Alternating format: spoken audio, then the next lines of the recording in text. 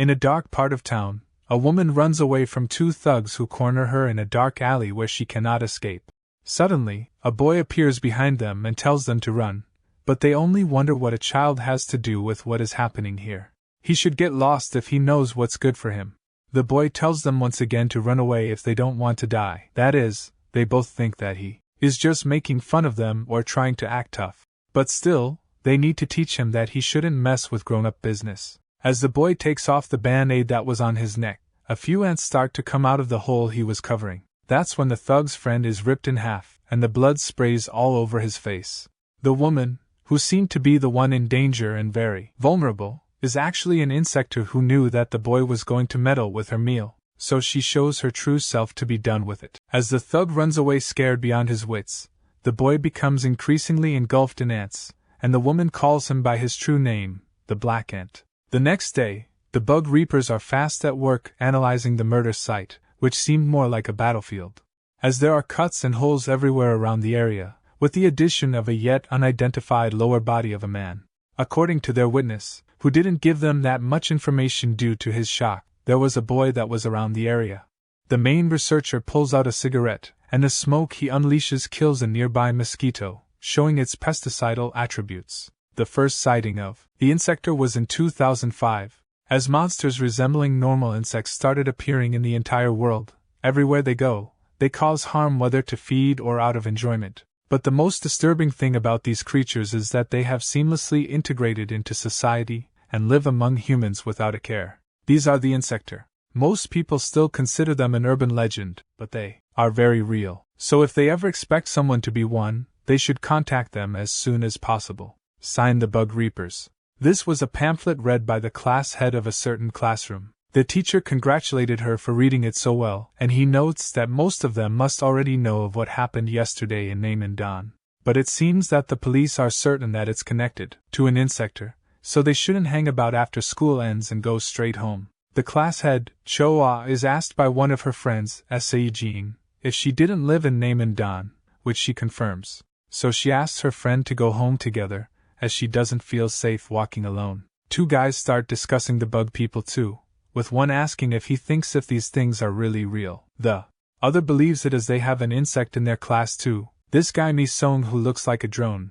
The teacher asks everyone for the assignment he gave them last time, but the whole class starts groaning, which makes the teacher say that it will be graded even if they didn't do it or not, so it will affect their overall grades. As all of the students continue to groan and be angry that they didn't do their assignment, the teacher tells Choa to gather up every assignment and bring it to him once she is done. The bell eventually rings, and after the teacher leaves, the two boys tell Choa to not submit the assignments as besides her and some other nerds, nobody has done it, so they should also sink with the ship and give it up. It's just a grade after all. They start fighting about it as Choa clearly doesn't want to do it only because they're irresponsible. But that's when Mi-sung stops their argument by putting his assignment in Choa's face and telling her that this is his. She thanks him with a blush on her face, but as he sits back down in his seat, he spots an ant that walks up on his notebook and seems to resonate with him somehow. Out of nowhere, one of the bullies that were talking about the assignment earlier crushes it into his notebook, killing it instantly. He tells him to stop acting like a damn drone as all he knows what to do is what others tell him. His face is also strangely annoying, and why does he even wear a bandage on his neck? He got a hickey or something. As Mi-sung just looks at them, Choa asks her friend what a hickey means, which makes her immediately start blushing and tell the bullies to stop as it's none of their business. Even with that, they decide to still take it off, revealing that he only has a big black spot on his neck. This makes one of the bullies mad. Why is he even trying to cover up something like this to seem cool or interesting? That's when he notices that an ant comes out of that hole and crawls down his neck into his uniform, scaring him witless. He falls to the ground and swears to his friend that an ant just came out of him, making his friend think that he actually lost it. Jean asks Choa if she actually likes Mi-sung, which makes her instantly blush and deny it. But in her head, it's only natural for her to like him. He is very athletic, studious, and eats like a bull. How can one not like a fine specimen like that? Later, Choa goes to the teacher lounge and gives their teacher the promised homework, with only her and Mi-sung having completed it. The teacher swears at the other students under his breath and says that she and Mi-sung are free to go home, as everyone who did not do their homework must attend the garbage collection after school. As Choa walks back, she wonders if it's okay to say this to the others, as they might get angry if she tells them about it. But she also doesn't want to go home alone, so she gets the idea to invite Mi-sung to come with her, as he also lives in the Namindon area if she remembers it right. When she walks back to class, she spots Mi-sung putting back his band-aid in a nearby mirror, and she explains what the teacher told her, that they are free to go. So, would he like to go home together with her maybe? Mi-sung apologizes as he cannot do that since he has some urgent business to attend to.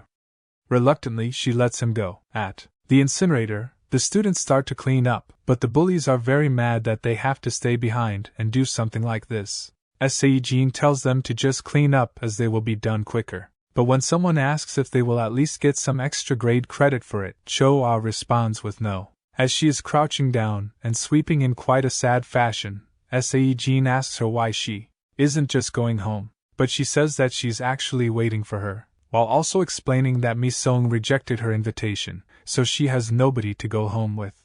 Seijin is surprised that she mustered this much courage, but isn't that guy just too harsh? He could have accepted. Cho-ah tells him that she doesn't know a thing. He is actually very sweet and cool, and a bunch of other colorful adjectives.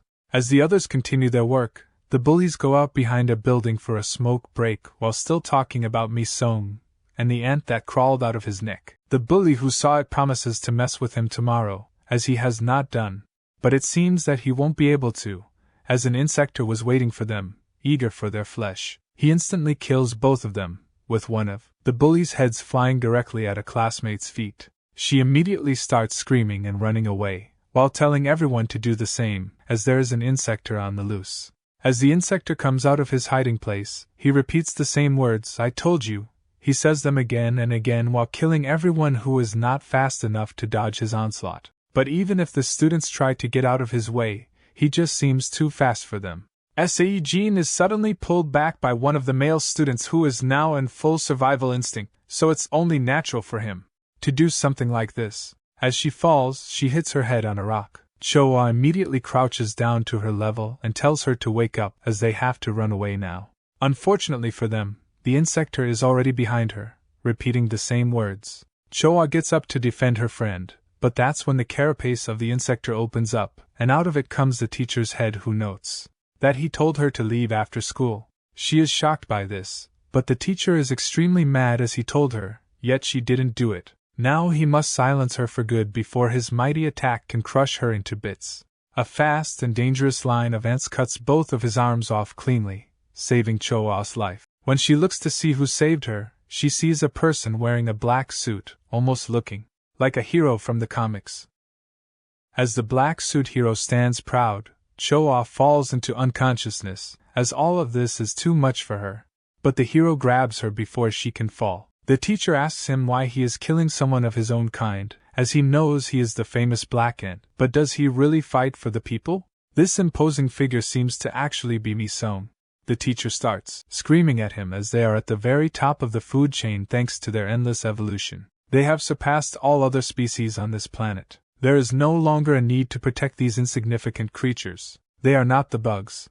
Mi-sung responds with a single punch that sends the teacher flying into the nearby building. He picks up both girls and gently puts them down somewhere safe. While saying that he does not fight for these people, he fights for something else. It's just like him, he is only hunting. The teacher asks if he is so malnourished that he would actually resort to eating his own, but fine, if he wants to do it that way, then so be it, as he also has a hard time finding food. So he will consume him and leave the humans be. He charges into Mi-sung while in a ball shape, which actually manages to hit him. And even if he tries to stop the attack, it proves to be too powerful, so he is sent flying into some trees. The teacher notes that even without his arms, he can still kill a weakling like him. As if he is an ant, he should just sit still and be crushed like one. He ascends high into the air and launches himself towards Mi-sung, who cannot hope to dodge, so he is hit with the full brunt of the attack. The teacher does this again and again, leaving Mi-sung's body utterly crushed under all of the force, with him unable to do anything. As the teacher prepares one final attack, the heaviest of them all, Mi-sung tells the ant to prepare for combat, as their opponent is coming. The teacher does manage to descend on him with full force once again, but he doesn't notice the gaping hole that he has in his chest due to Mi Song's secret weapon. With him in place, he uses transformation to remove the ants from his legs and enhance his arms, enhancing them into something truly monstrous. The teacher tells him to let go, and Mi Song does just that as he throws him with full force. He doesn't stop there, however, as he uses the momentum to grab onto him and pummel him to the ground before the teacher can ask where his power comes from. Mi Song once again raises him in the air and starts crushing him slowly with his increased strength. The teacher begs him to stop as he has not evolved enough in his life, he didn't reach his true form. Mi Song has no mercy for him, however, and like a used soda can, he crushes him into bits. With his objective completed, he says that he is quite hungry so he should go and eat. But behind him, there is another insector who apparently watched the fight go down with great anticipation. Eventually, the bug reapers appear, with a lot of students taking pictures, and some reporters are also there to talk about the situation. The previous researcher and a new one start looking around the area, and they notice that this place also looks like a battlefield more than anything. Perhaps some insects were fighting, but why do that since there were people here? The other researcher remembers what the thug told him about the kid appearing and notes that it must have been for defense, be it territorial or something else. One of the bug reaper workers tells him that the schoolgirl who survived the beetle attack just woke up and said that a man donning a black hero suit saved her. As they walk to the ambulance, they hear that one of the other students who survived gets interviewed. He says that he instantly saved all of his friends who could not escape and quickly reported the scene to the bug reapers. He spits out all of these lies with a smile, and he even tries to show them the footage that he recorded of the beetle beasts, but his recordings are blacked out and most are corrupted. The employee says that if that kid really had something, the journalists would have been on it first, so shouldn't they just get them out of here so that they don't interfere any longer? The smoking researcher tells him to ignore it as this is not an urban legend any longer, so it's only natural for the media to get into it. The scarred researcher asks if this will even be taken seriously, as unless one is a victim themselves, it is hard to believe in the existence of these things. As they arrive at Choa's location, who is talking with her mother, she puts her respiratory helper back on her mouth as she doesn't like people who smoke at school.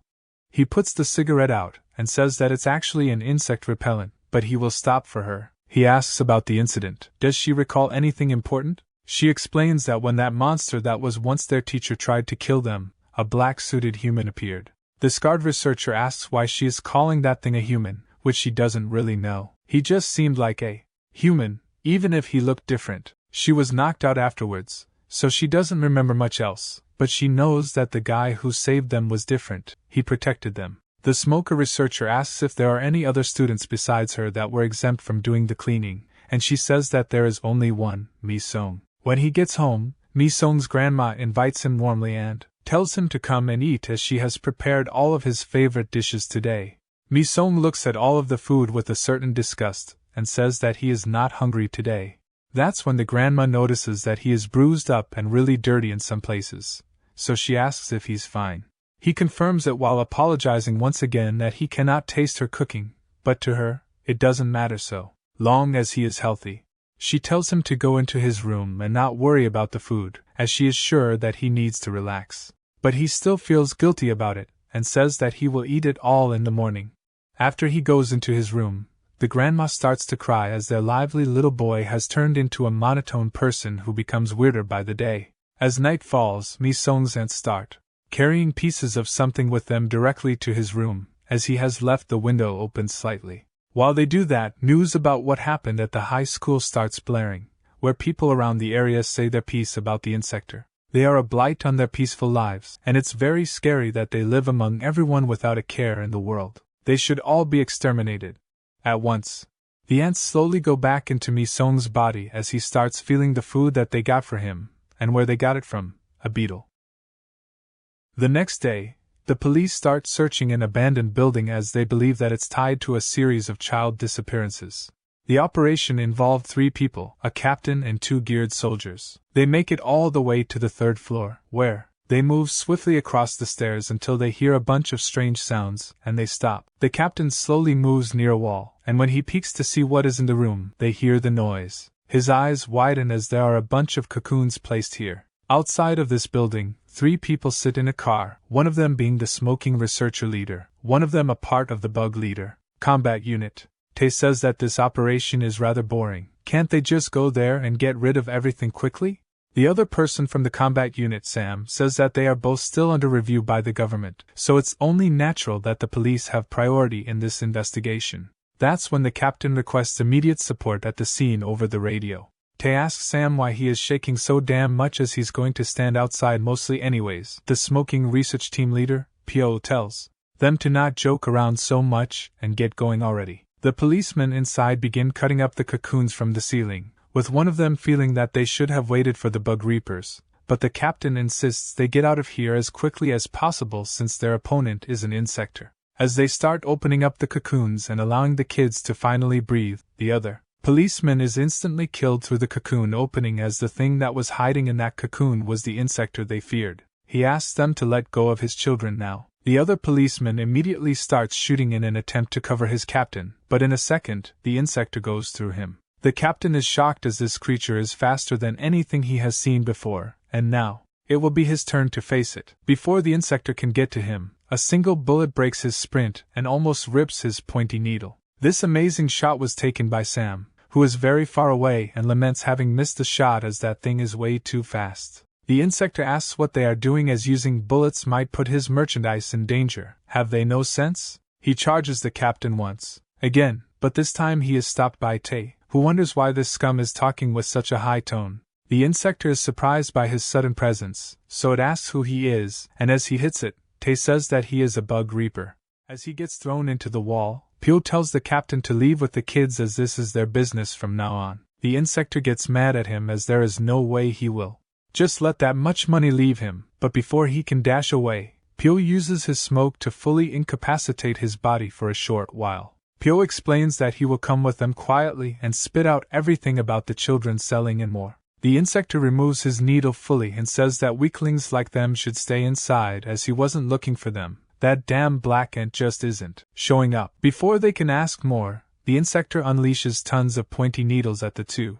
Pyo inhales all of the smoke at once and lets it out while Tae uses his staff skills to deflect the projectiles. With this, the insector is allowed to escape the building, leaving the two to tell Sam to shoot, but it's too late as he has been hit already. Although he is still alive, they lament having lost the fly insector, but now there is nothing that they can do. After the incident involving the students, the school was closed for an entire week as memorial for the dead children continued. Young Hoo, who first reported the insector, was awarded with the Brave Citizen Award, something which he did not deserve. Cho looks at this on her phone while her brother is playing around, but he tries to scare her, so she gives him a good few thumps to teach him a lesson. This makes him run away as he will go and tell their mom, which she doesn't give a crap about. She hates having to look after her younger brother only because she is not going to school, as she isn't in the mood after what happened. She hears that he's trying to scare another person, but when she looks behind, she notices that it was Mi-sung he was trying to scare, who's enjoying some ice cream.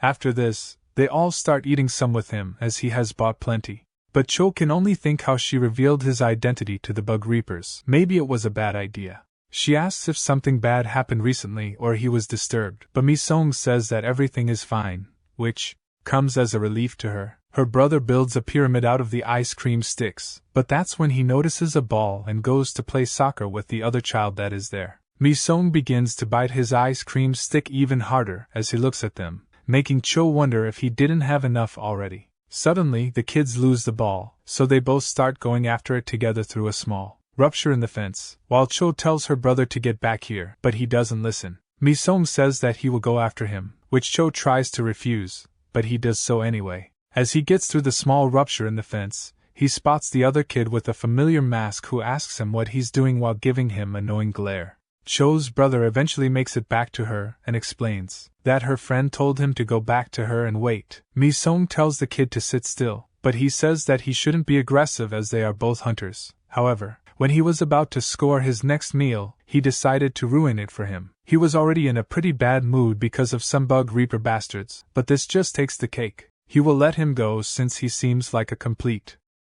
But he will not be so merciful the next time, as he will beat him up if he finds him in his territory again. Sun pulls his band-aid off, and as he equips his armor, He asks what territory he's talking about. The insector is extremely surprised, but he is glad as he has finally found the traitor hunter, the black ant he has been waiting for. Him, as there are rumors that he eats other bugs these days, so if that's true, he must be aiming for him next. However, he already dared to interrupt him in a hunt, so he will eat him and become a superbug.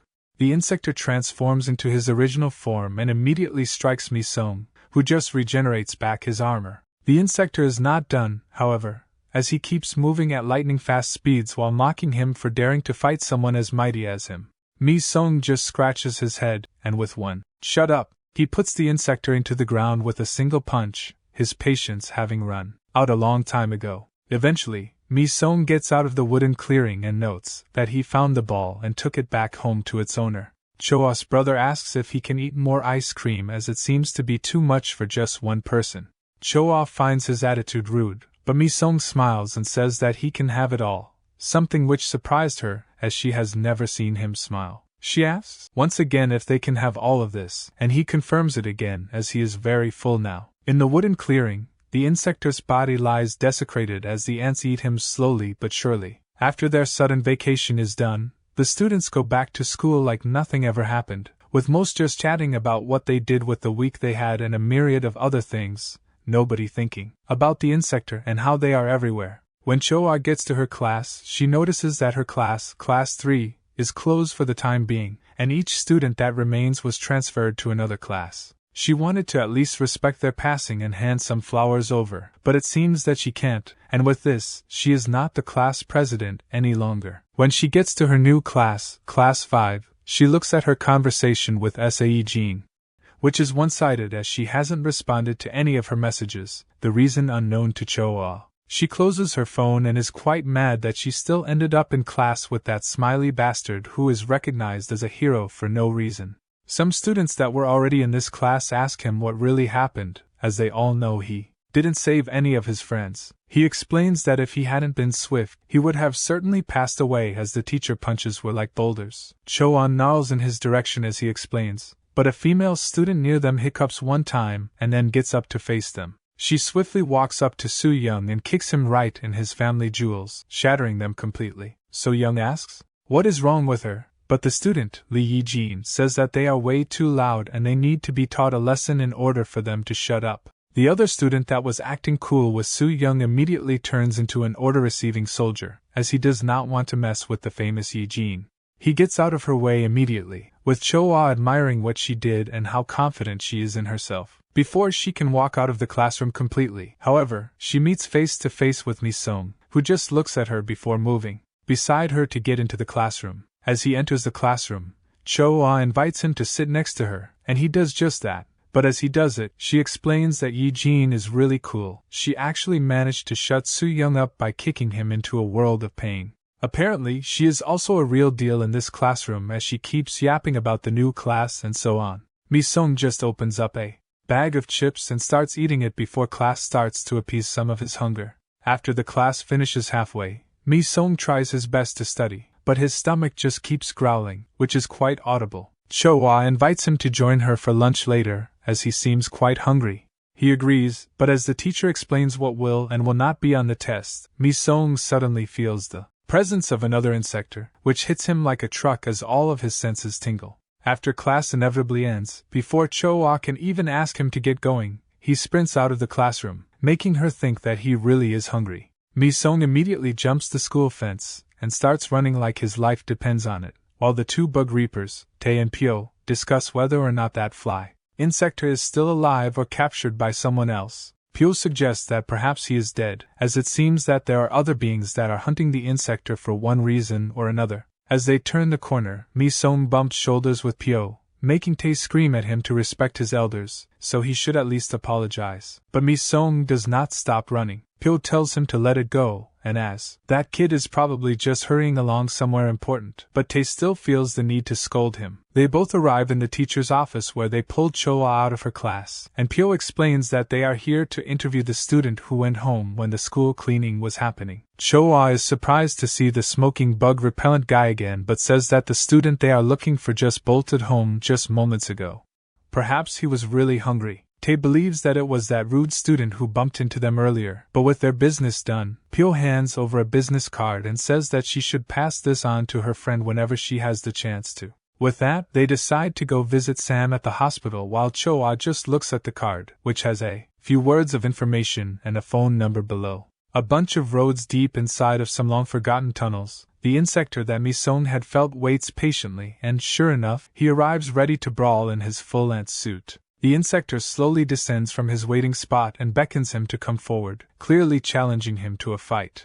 Mi-sung is the first to attack, but his attack is redirected, and the insector uses his other hands to push him away. This does not stop Mi-sung, however, as he moves in to throw another punch, making the insector start to wobble and move weirdly. This is not because of Mi-sung's punch, though, as he notices that one of his ants is on a piece of silk that is connected to the insector. As a test, he summons a bunch of ants in a ball and throws them at the insector, which eventually reveals that this insector is actually being controlled by a bunch of silk strings that the ants manage to cut up, leaving the insector lifeless on the ground. Mi-sung gets closer to analyze the insector, but as he picks up the strings, the insector seemingly comes back to life and, with a final smile, spits out a bomb from his stomach that immediately activates and explodes before Mi-sung can even think of moving. After the dust clears, two insectors stand before Mi-sung, with one of them noting that he probably didn't expect something like that, right? But this must be his first time being caught, considering the countless murders he already did. The silk insector asks if he was the one that killed the fly, which Mi-sung doesn't respond to. The bomb insector notes that with that damned fly out of the picture, they are left in a rather difficult position as customers who are asking for young meat are now yelling at him only because he decided to play the hero. What a joke. He should know though that he is only killing him now because his hunting is interfering with his work, so he should feel unlucky or blame himself for this blunder. Before he can shoot another bomb, the silk insector decides to rip his head off completely with a kick, but no blood spills out as she does this, as this was just a shell that Mi-sung left behind. She is surprised when she sees this, but the bomb insector, who calls her Silky, says that they have been fooled. That bastard got away. Unfortunately for them, Mi-sung did not run away and is now above Silky, allowing him to hit her straight in the head with a heavy boulder punch. He immediately moves on to the bomb insector who, despite his rather weak physical condition, moves swiftly but not swift enough. As Mi-sung's attacks start to go through out of pure desperation, the bomb insector unleashes a bomb that actually manages to hit him, but he manages to defend himself with the few ants he has on him and go on the counterattack once again. Unfortunately, his attack is blocked by Silky, who congratulates him for getting the upper hand for a bit, but he shouldn't forget that this is a 2-on-1. He has no real chance of victory.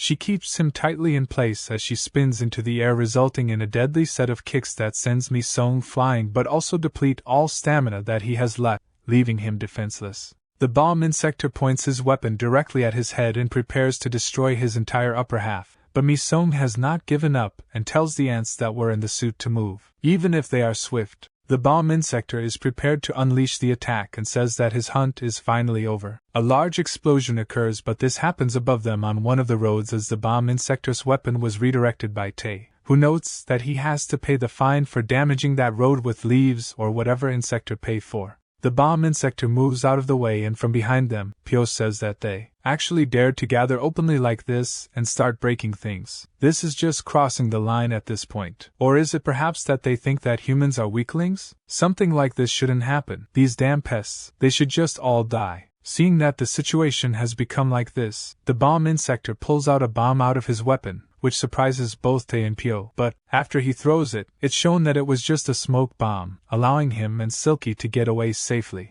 Tae has had enough of these flying bugs, and Pyo wonders if they could get some helicopter support one day. Tae thinks that it's fine as they at least have this black ant to ask things of, but Mi-sung is long gone, making him scream out as the commander will have their heads for this blunder. Mi-sung, while bleeding profusely, slowly but surely makes his way back home, leaving pools of blood everywhere he goes. When he gets back to his apartment, he starts eating all of the cooking that the grandma made for him, making her wonder what happened as he came back home injured and with an endless hunger in him. Just what did he go through now? Mi-sung thinks that he could not devour a single thing, so he has to fill this hunger up with something else. But even so, he is still too hungry. After he is done eating, he makes his way to his room and closes the door, But as immediately as he's behind closed doors, the pain starts and the questions of others start popping up in his mind. Why is he killing his own kind to protect humans? That is not the reason. He remembers how the fly insector told him that he broke the rules of their world by eating his own kind, but that's not it, as those rules have no meaning for someone like him. He has to eat and eat and eat until there is nothing left. Otherwise, he will be the one that is eaten, as the ants are doing right now, causing him to scream out in pain. In a broken-down warehouse, a familiar figure pulls 3 corpse bags around, using string, eventually arriving at a cooling room where they throw the corpses in so that they are as fresh as possible. However, one of the corpses is not a corpse, as inside there's a living human who begs for salvation. The person throws him in with the others and slowly starts closing the door as the man, who continues to beg for his life, is engulfed in complete darkness, forced to freeze with the other lifeless corpses around him. Somewhere else in the warehouse, an elder man smashes the table as he's extremely mad that they didn't manage to capture the black ant, as that would have surely attracted the attention of the heavenly insects. However, those damn bug reapers just decided to come out and ruin their plans. If it wasn't for them, they could have made something of themselves. He tells the familiar figure, who is actually Eugene, to increase the human supply, as what she is bringing in right now just isn't enough. She says that she is increasing it already, but he should keep something in mind. She doesn't enjoy doing something like this, so he should stop saying it like she is lazy or something. The now identified bomb insector notices her uniform and walks closer to her, as the uniform she has on right now is the exact same as that guy who is known to be the black ant. Does she perhaps know who this black ant figure really is? She smacks his hand away harshly and says that he has become quite annoying. Just how would she know that bastard? There are countless students in their school as it is. She can't just know all of them. The bomb insector says that it still doesn't matter, as the fact that he is a fellow student still stands, so she should easily find him and kill him, as he has caused enough damage as it is. She is hesitant to do this, as she is already doing very difficult work as it is. Why does she have to do this much work for that bastard? Before she can say what her goal is, the bomb insector starts choking her, as he says that previously she said that she would do anything, but now his orders have come dirty and ugly. Did she really think that she could work with the prestigious thousand-legged work with only this amount of resolve? How pathetic. Suddenly, his dog starts barking uncontrollably at one of the human supplies that is getting away. The bomb insector looks at this out of the window and then on the cameras, noticing that the freezer door is wide open and one bag is empty. So he asks Eugene if she forgot to lock the door, but she says that this is not the case. Even if this does put him at a disadvantage in terms of numbers, he will overlook it as this is a human mistake and she has yet to fully develop as an insector. He transforms his hand real quick and says that they should continue their conversation, as he will deal with this easily. So what did she want to say? Eugene says that she's quitting as this partnership is way too toxic at this point, and she isn't getting that much from it. The bomb insector clicks his finger one time, making the man outside start to glow, and his whole body starts to burn in a fiery glow as the bomb tucked in his chest activates, exploding in a fiery cloud. The bomb insector says that she already knows how he deals with things that try to get out of his grasp, so he will say it again only because he is considerate of her. She will kill the black ant. Back at school, students line up for the cafeteria after their first class, but the lunch lady doesn't want to give the incoming students any more sausages, as then the first grades will have nothing to eat. Then Soo-young, who is also waiting in line for his food, notices that Mi-sung has finished tray upon tray of food and he is still eating, much to everyone's surprise, even Cho-ah, who believes that he is eating more than usual. Just what is wrong with him to be feasting like this? Mi-sung continues to chug food down his throat, but this doesn't stop the ants, who are still hungry and are now munching on his flesh. Once again, he starts to shake and wail in pain, making Cho-ah ask if everything is all right, as he looks rather sick. But that's when Soo-young comes next to him and says that he is rather selfish, as some people are too poor to even get a single thing from the cafeteria, but he just gets unlimited refills whenever he wants to. Is he perhaps the Mi-sung of a banger or something? Cho-ah tells him to get off him, as he paid for every meal that he has eaten. It's not like he gets these for free. Soo-young finds it amazing that he was able to pay for 10 entire lunches, but the food that he managed to gulp down is far beyond human limits. Is he perhaps an insector?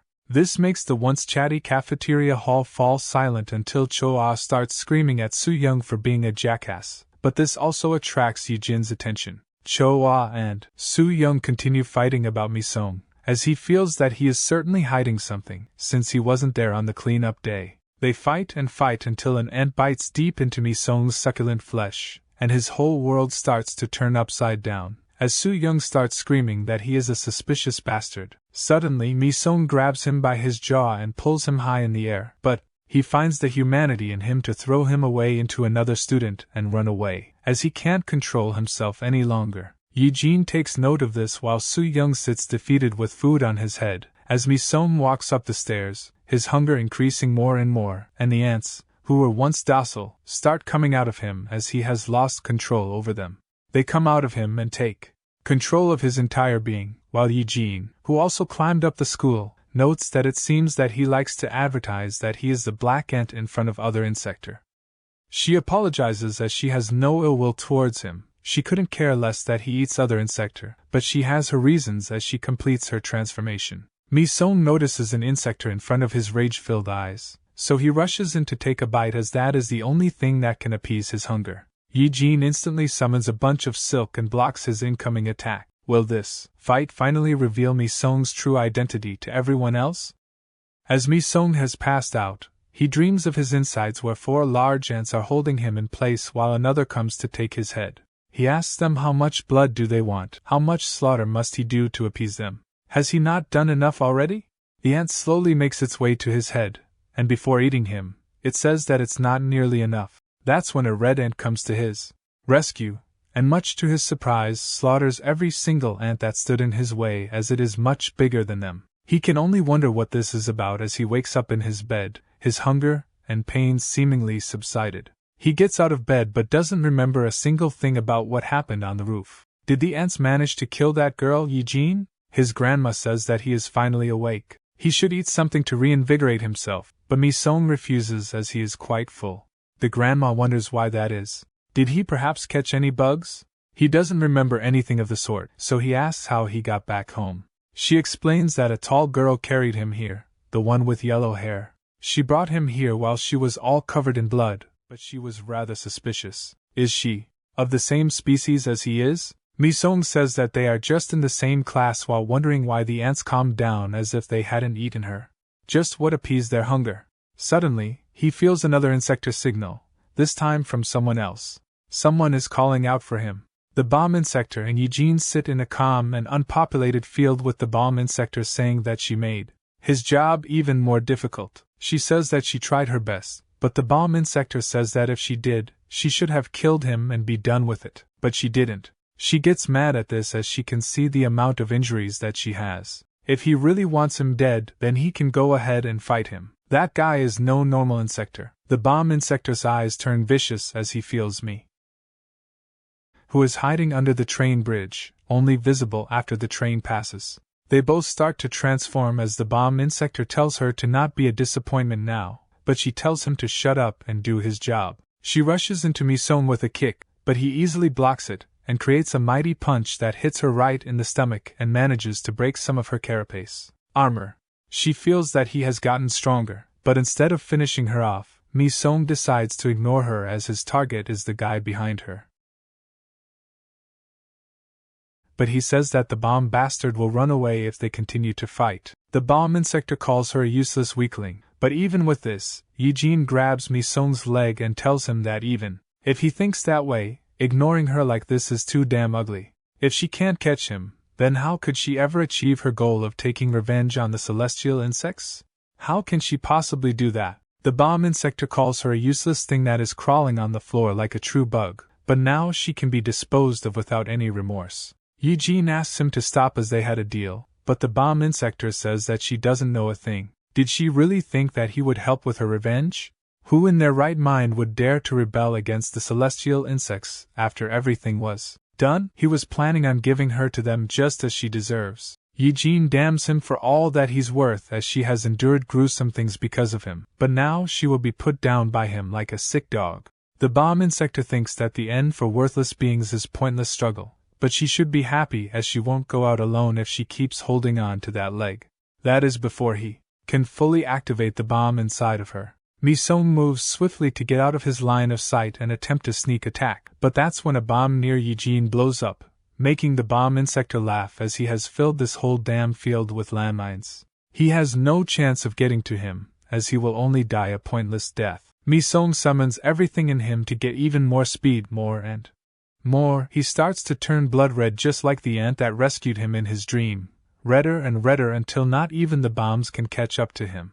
The bomb insector tries to hit him, but he is too swift, something which even Mi-sung recognizes as this speed is otherworldly. With this, he is able to easily take out the bomb insector by tearing off his entire head. As he stops, he wonders where this power is coming from and why his legs have grown to this size. Eugene watches in awe as the newly transformed Mi-sung stands victorious. The redness from himself starts disappearing eventually, so he throws the head of the bomb insector next to his corpse and tells the ants to eat as he turns back to normal.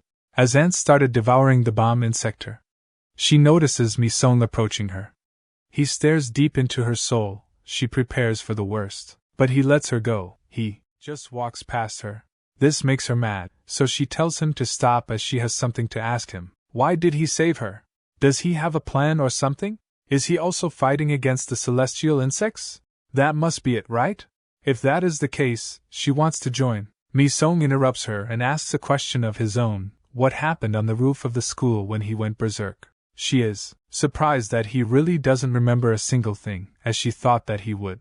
After she started fighting him, he proved that he was stronger even in this damned form. She had never seen an insector like this ever before. As the ants almost finished her off, Mi-sung stopped them with the last of his consciousness, as he will not let these things control him like they own him. This act angered the ants, so they started to go after him.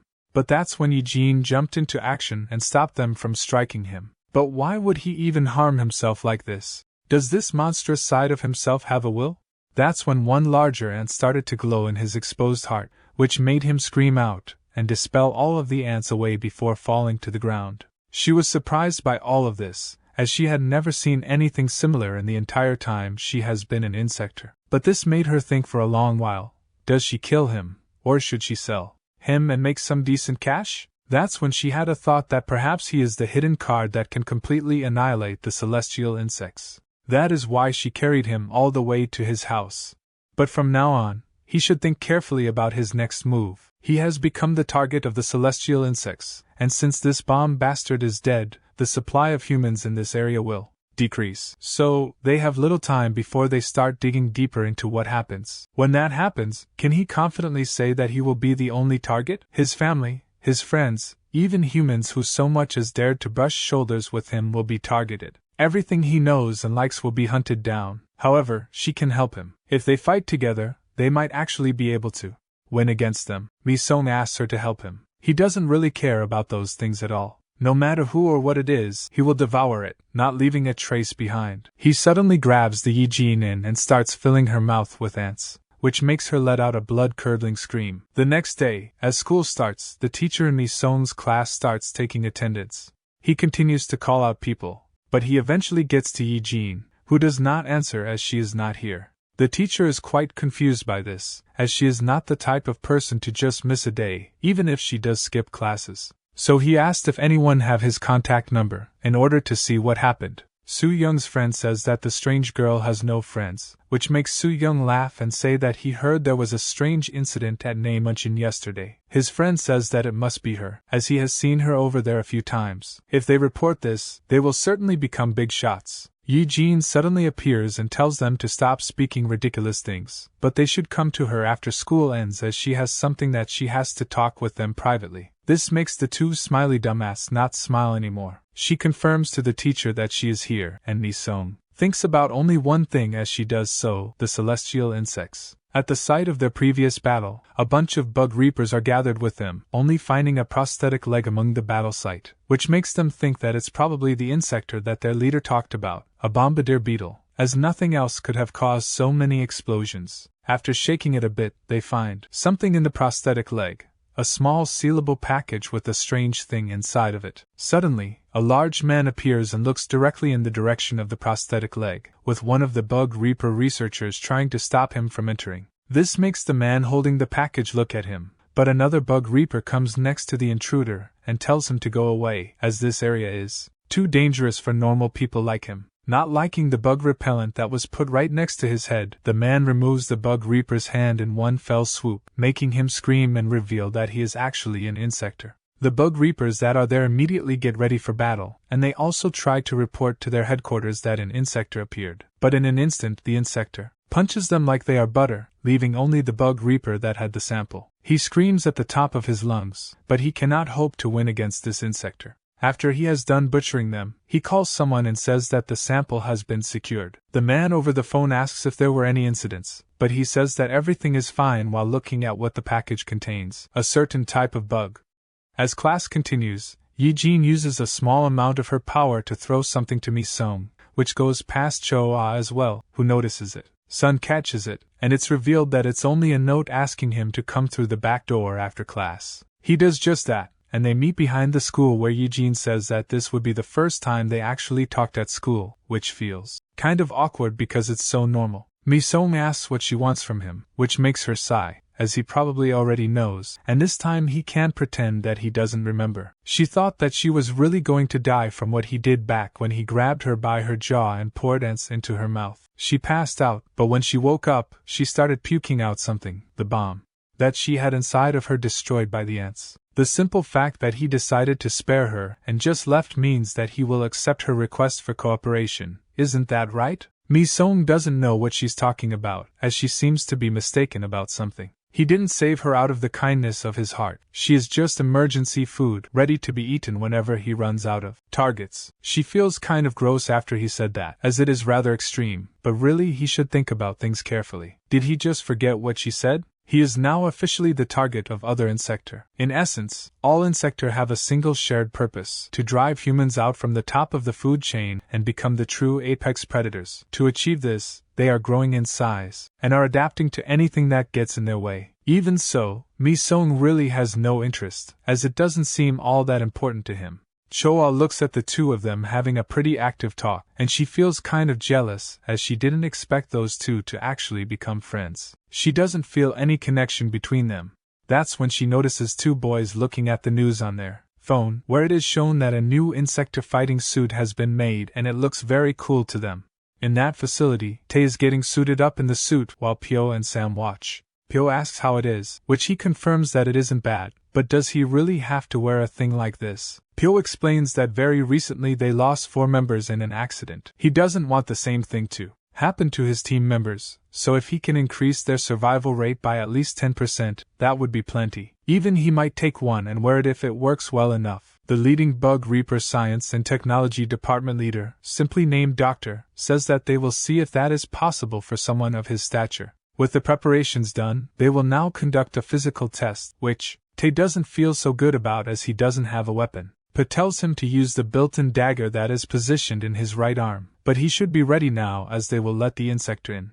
Tae still has more to say, but at this point, nobody will listen to him. They ordered the tiger beetle they captured to transform, which makes the insector mad as he doesn't like being ordered around. But they tell him that he can go all out and do as he wants. This makes him smile as he transforms, as it's been a while since he tasted the thrill of a real kill. In the second he transforms, he disappears from Tae's field of vision, appearing right behind him and throws a mighty punch. But Tae manages to block it with ease, which makes him say that this suit might be worth something. Yet Pyo says that it increases his physical abilities by more than 80 times that of a normal, everyday human.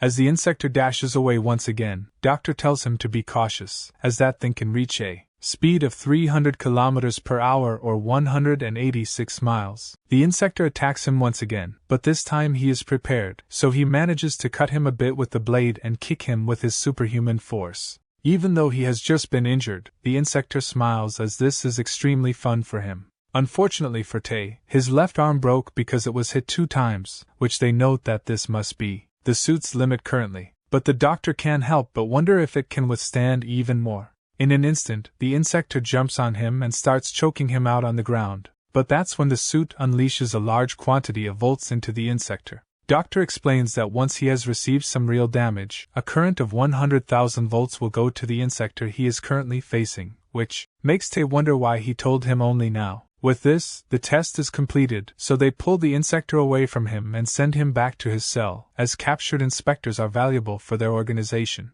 As he leaves, the insector turns around and tells Tae that they should play again sometime, as this round was quite fun. This naturally weirds out Tae, or angers him, or maybe both. Pyo walks away from the testing area and thinks about the recent incident where 3 combat personnel were killed in the blink of an eye. So, if the insector is awakened, will the suit really make a difference? However, there is no way that such a situation just happened out of the blue. He must go and investigate further and find if there's anything that could help them. He goes into a library and starts reading things. He reads and reads, almost emptying up an entire shelf of books. In the end, he doesn't find anything of essence from the books, just stuff that they already knew. So, this is a waste of time. That's when he notices a book tucked away deep in a bookshelf named The Ant Castle Project. Yi-jin is mad that Mi-sung is still not listening to her after all that she explained, but he should know that her real target is a certain person, which Pyo also finds in the project book named Kijima. Mi-sung suddenly grabs Yi-jin and tells her to repeat the name of that person. Who was it? She says that it's the leader of the celestial insects, Kijima. Mi-sung still remembers the time when Kijima killed his mother, who even in her last moments assured him that everything was going to be fine. After school is done, Yi-jin grabs Sun tightly and says that if he doesn't have anything to do today, they should go somewhere. Mi-sung refuses, which makes her think that perhaps he is actually going to go hunting, as there might be some insector near. But Mi-sung tells her to stop talking nonsense and keep her distance. Yi-jin tells him that it's a real shame that he acts in such a way. They could have eaten some meat together in order to celebrate their reunion as normal people. Mi-sung immediately gets mad as he believes that she is thinking about eating humans, but Yi-jin confirms that it's not what she was talking about. She hasn't eaten a single human since she became an insector. Perhaps it's because she awakened as a silkworm, but she doesn't feel the need to eat human meat. Besides, she will buy some really nice meat for him, so they should go and eat. As he hears that, Mi-sung is already in front of her and tells her to hurry up. They go to an all-you-can-eat buffet where they both top their plates with good cuts of meat. But Mi-sung is rather impatient at waiting for the meat to be done since he could also eat it like this and nothing bad would happen. The employee there says to his boss that he might be screwed as they took a lot of meat. But the boss tells him to not speak that out loud in front of the customers and that he will teach him how it really is. This is how buffets make their money in the first place. People take a lot of meat since they are hungry, but they can't eat much in the end, so they will charge a penalty for the meat that is left over, which is where they make their money. As he keeps bragging about the genius of the man who came up with this idea, the employee tells him to look at them as all of the meat is done. They both unhinge their jaws as they slurp down the meat within seconds. As they continue eating, Yi-jin asks Mi-sung how he knows about Kijima, which makes him think again of his mother, but he refuses to tell her. She says that it's fine if he wants to keep it to himself, as that guy just probably went after his family like he did with hers. Her mother and father were both killed by him, and she can never ever forget the words that he said when he left her alive. Only they do not kill their own kind, but they also don't need these inferior beings any longer, so she should awaken and become as powerful as she can. Mi-sung continues eating while she explains, which makes her order another tray of meat since they have almost run out. The owner looks at this and tells the part-timer that he is officially cooked. After they are done bankrupting the buffet, they go and get something to drink with their orders being quite specific. She also asks what he wants as he is at a distance for some reason. As he tells her, he feels that an insector is near. He closely analyzes everyone until he notices someone smooth talking a lady into coming to his house, as it's better than a cafe. Since he is an artisan at making coffee, she feels that his approach is a bit forward, but he makes her laugh by saying that he will eat her up. He does manage to make her laugh, not knowing that he meant it in the literal sense, as this guy is an insector. After Yi-jin is done picking up the drinks, she notices that Mi-sung is shaking and looking at a couple, making her wonder if he feels lonely. He explains that the guy is an insect, so he will be going after him later. Cho takes the bus to the hospital where her friend Yi-jin is still hospitalized because of the incident. She goes up to her room and asks if she would like to meet face to face, but after not getting a response, Cho leaves the gift she got from her and a letter.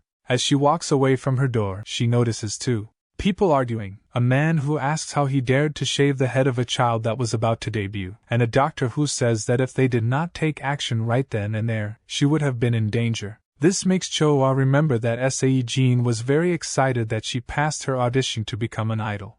That's when a gorgeous nurse walks past who is smiling for some reason. Yi-jin sits in her bed still thinking about what happened that day, but her door suddenly creaks open, making her scream out, thinking that it's Choa. However, it is not Choa, it's the pretty nurse who doesn't seem to be a nurse at all. She says that she must be really angry at the people that did her wrong, but she shouldn't bottle it up like she has been doing. She pulls out the strange parasite thing that we saw previously, and says that with this she can have revenge on those annoying humans. She gives it to Sae Jean, who is too puzzled to refuse, but the second it enters her system, she starts convulsing all over the place, and she also screams out, making the woman laugh as this is exhilarating for her. The woman and the smooth talker arrive back at his place, which is a pretty big mansion with a pool inside, which the woman is pretty surprised by as she has never seen something like this. The insector tells her to not be so surprised as it looks pretty embarrassing, but she should go ahead and play all she wants in the water. He kicks her into the water as he says this, but as she starts swimming, she says that the water is just too deep for her, as she is already tired from it, but she can't find him anywhere. This is because he is actually below her, smiling ear to ear at the prey that he's about to consume. Seeing that the man isn't anywhere around, she decides to get out of the water, as she is pretty tired as is. That's when the man grabs her ankle and pulls her deep into the water before taking her even deeper and knocking her out completely by throwing her at the bottom. As she floats, the man sits next to her and thinks that this is rather boring. He wanted to try something new because he usually just orders for human meat whenever he is hungry, but whatever, as now he should go ahead and consume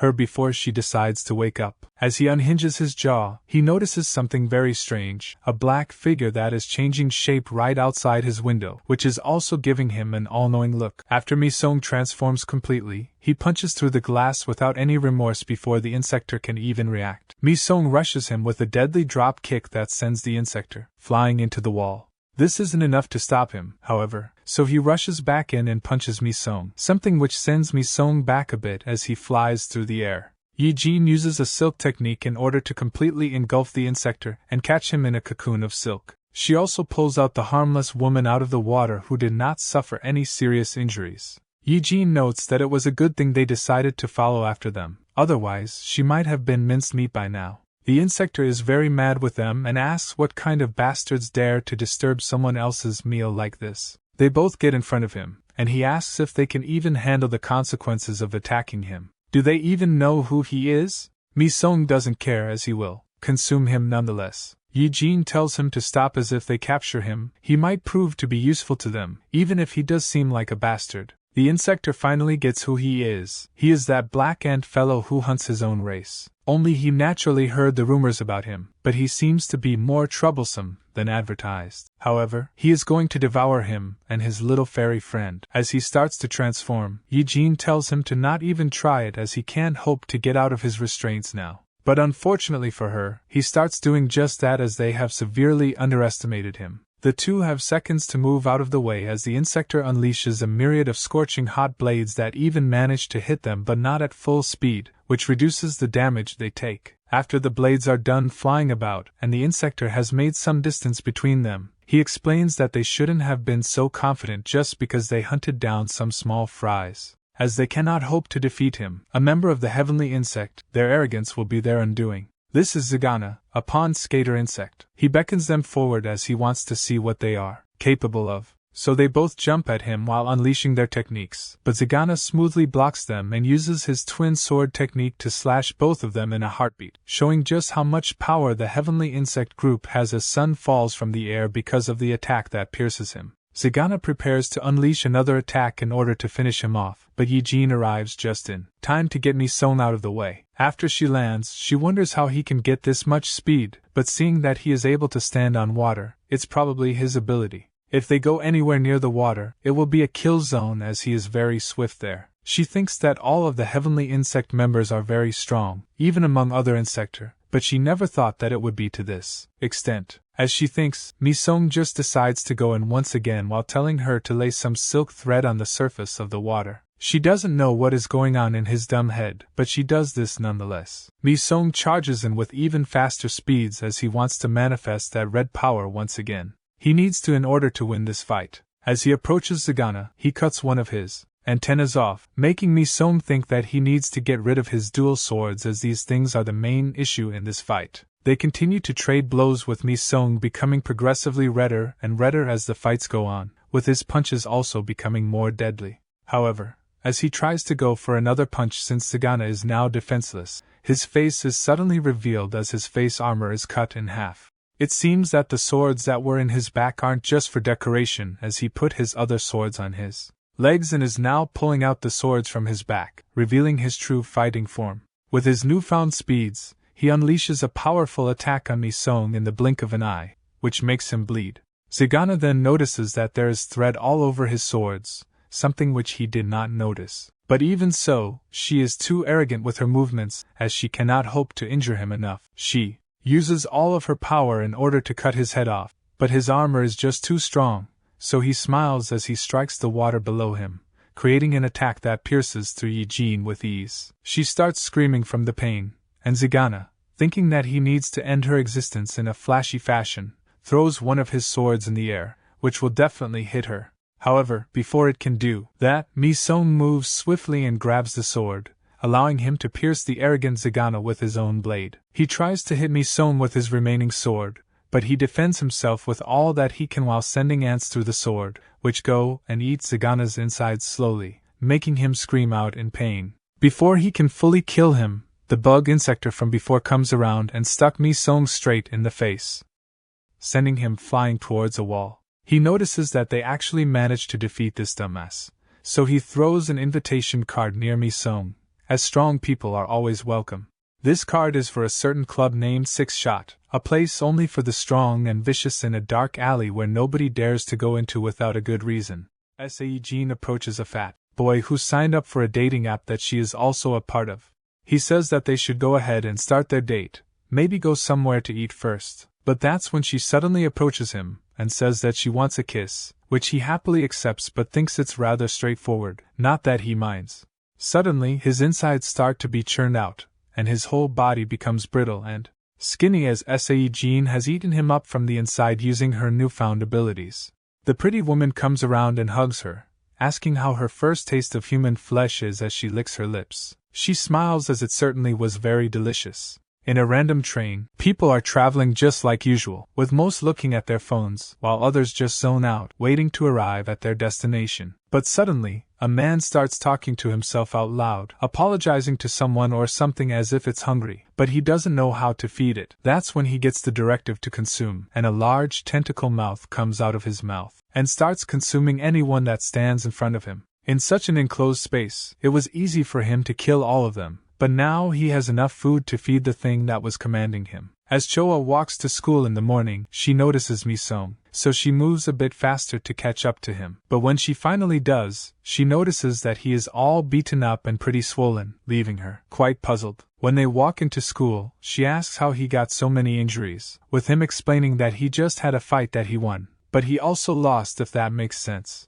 Choa is surprised by this, as he doesn't seem to be the type that gets into fights for no reason. But Mi-sung says that he really couldn't help it at that point. When Choa looks into class, she spots Seijin, who finally came to school. She jumps out at her because she hasn't seen her in a long time and also asks if she's fine, as she didn't get to visit her at all. Seijin says that she just didn't want her to see her hair like this, but Choa says that it suits her, and the bracelet that she is wearing is also really cute. Choa notes that Mi-sung is also in the same class with them, and Seijin asks if someone is sitting in this seat. Choa explains that this is the seat of Eugene, the leader of the class and probably the strongest person too. In a pretty small apartment that could be considered a storage room for most, Eugene lays in her makeshift bed as she is still recovering from her injuries. She also messaged Mi-sung about if he is going to school or not because of his injuries, but it seems that he is already at school, making her wonder what kind of regeneration he has. She also thinks that this is the first time she ever skips school without even going to attendance, which is quite weird to say the least. Back in class, Soo-young spots that Seijin is back but with an entirely new haircut. He greets the former idol trainee and also looks at the back of her head, noting that it must have hurt tons when it happened. Well, she just cracked that part of her head, so she should consider herself lucky, as the other kids died even if they ran desperately just like her in order to survive at least one more day. Naturally, those who are meant to live will most certainly live. Since she survived in such a healthy manner, it's fine if he feels a little less sorry for her, right? She survived, for goodness sakes. Seijin has had enough of his heartless yapping, so she gets extremely mad and a red glint appears in her eyes, making Mi-sung perk up as he just felt the presence of an insector. But before Sejin can do anything, Cho-ah gives Soo-young a punch that almost knocks him on his ass, making Sejin calm down from her fit of rage. Cho-ah starts screaming at the top of her lungs. He's a crazy bastard that doesn't even know how to apologize properly. He's a little less sorry. How could a bum like himself say that, when he was the one that threw her away to save his sorry ass? He should apologize properly now.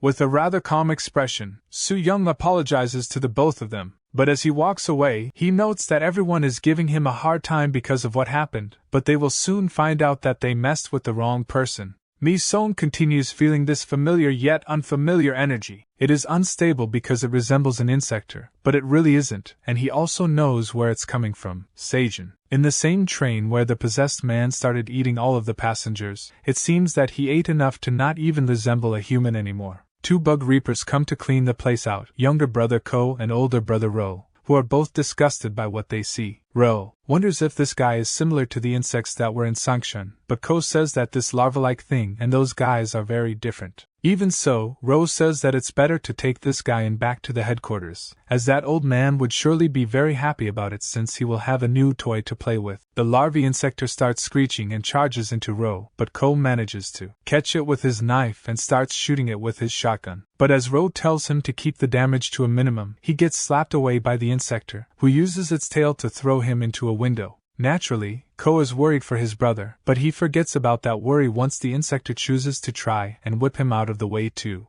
Unfortunately for the insector, Ko is much stronger when it comes to pure strength, so he grabs the insector and throws it high into the air, allowing his undamaged brother to go ahead and slash the insector's neck off. Ro asks if he really thinks he's that weak, but Ko laments having killed the thing, as he tried to catch him without damage, but he just cut off its head with no rhyme or reason. Ro notes that it's about time they go back, but that's when a really small larvae, all too similar to the big one, pops out of the corpse, which looks at Ro and beams itself into his head in a split second. Ko asks where it went, as he didn't quite catch it, but his now controlled brother notes that they shouldn't worry about it and head back to their headquarters. Eventually, they arrive at the Bug Reaper B branch Sector B, where Ko notes that when that old man sees what they got for him, he will be so surprised he will die from it. Rose says that the old man is already on his deathbed, which surprises Ko, as he didn't expect such a grim comment from him. But he doesn't get to ask him about it, as Tae and Sam greet them, as they heard they caught a pretty large larvae.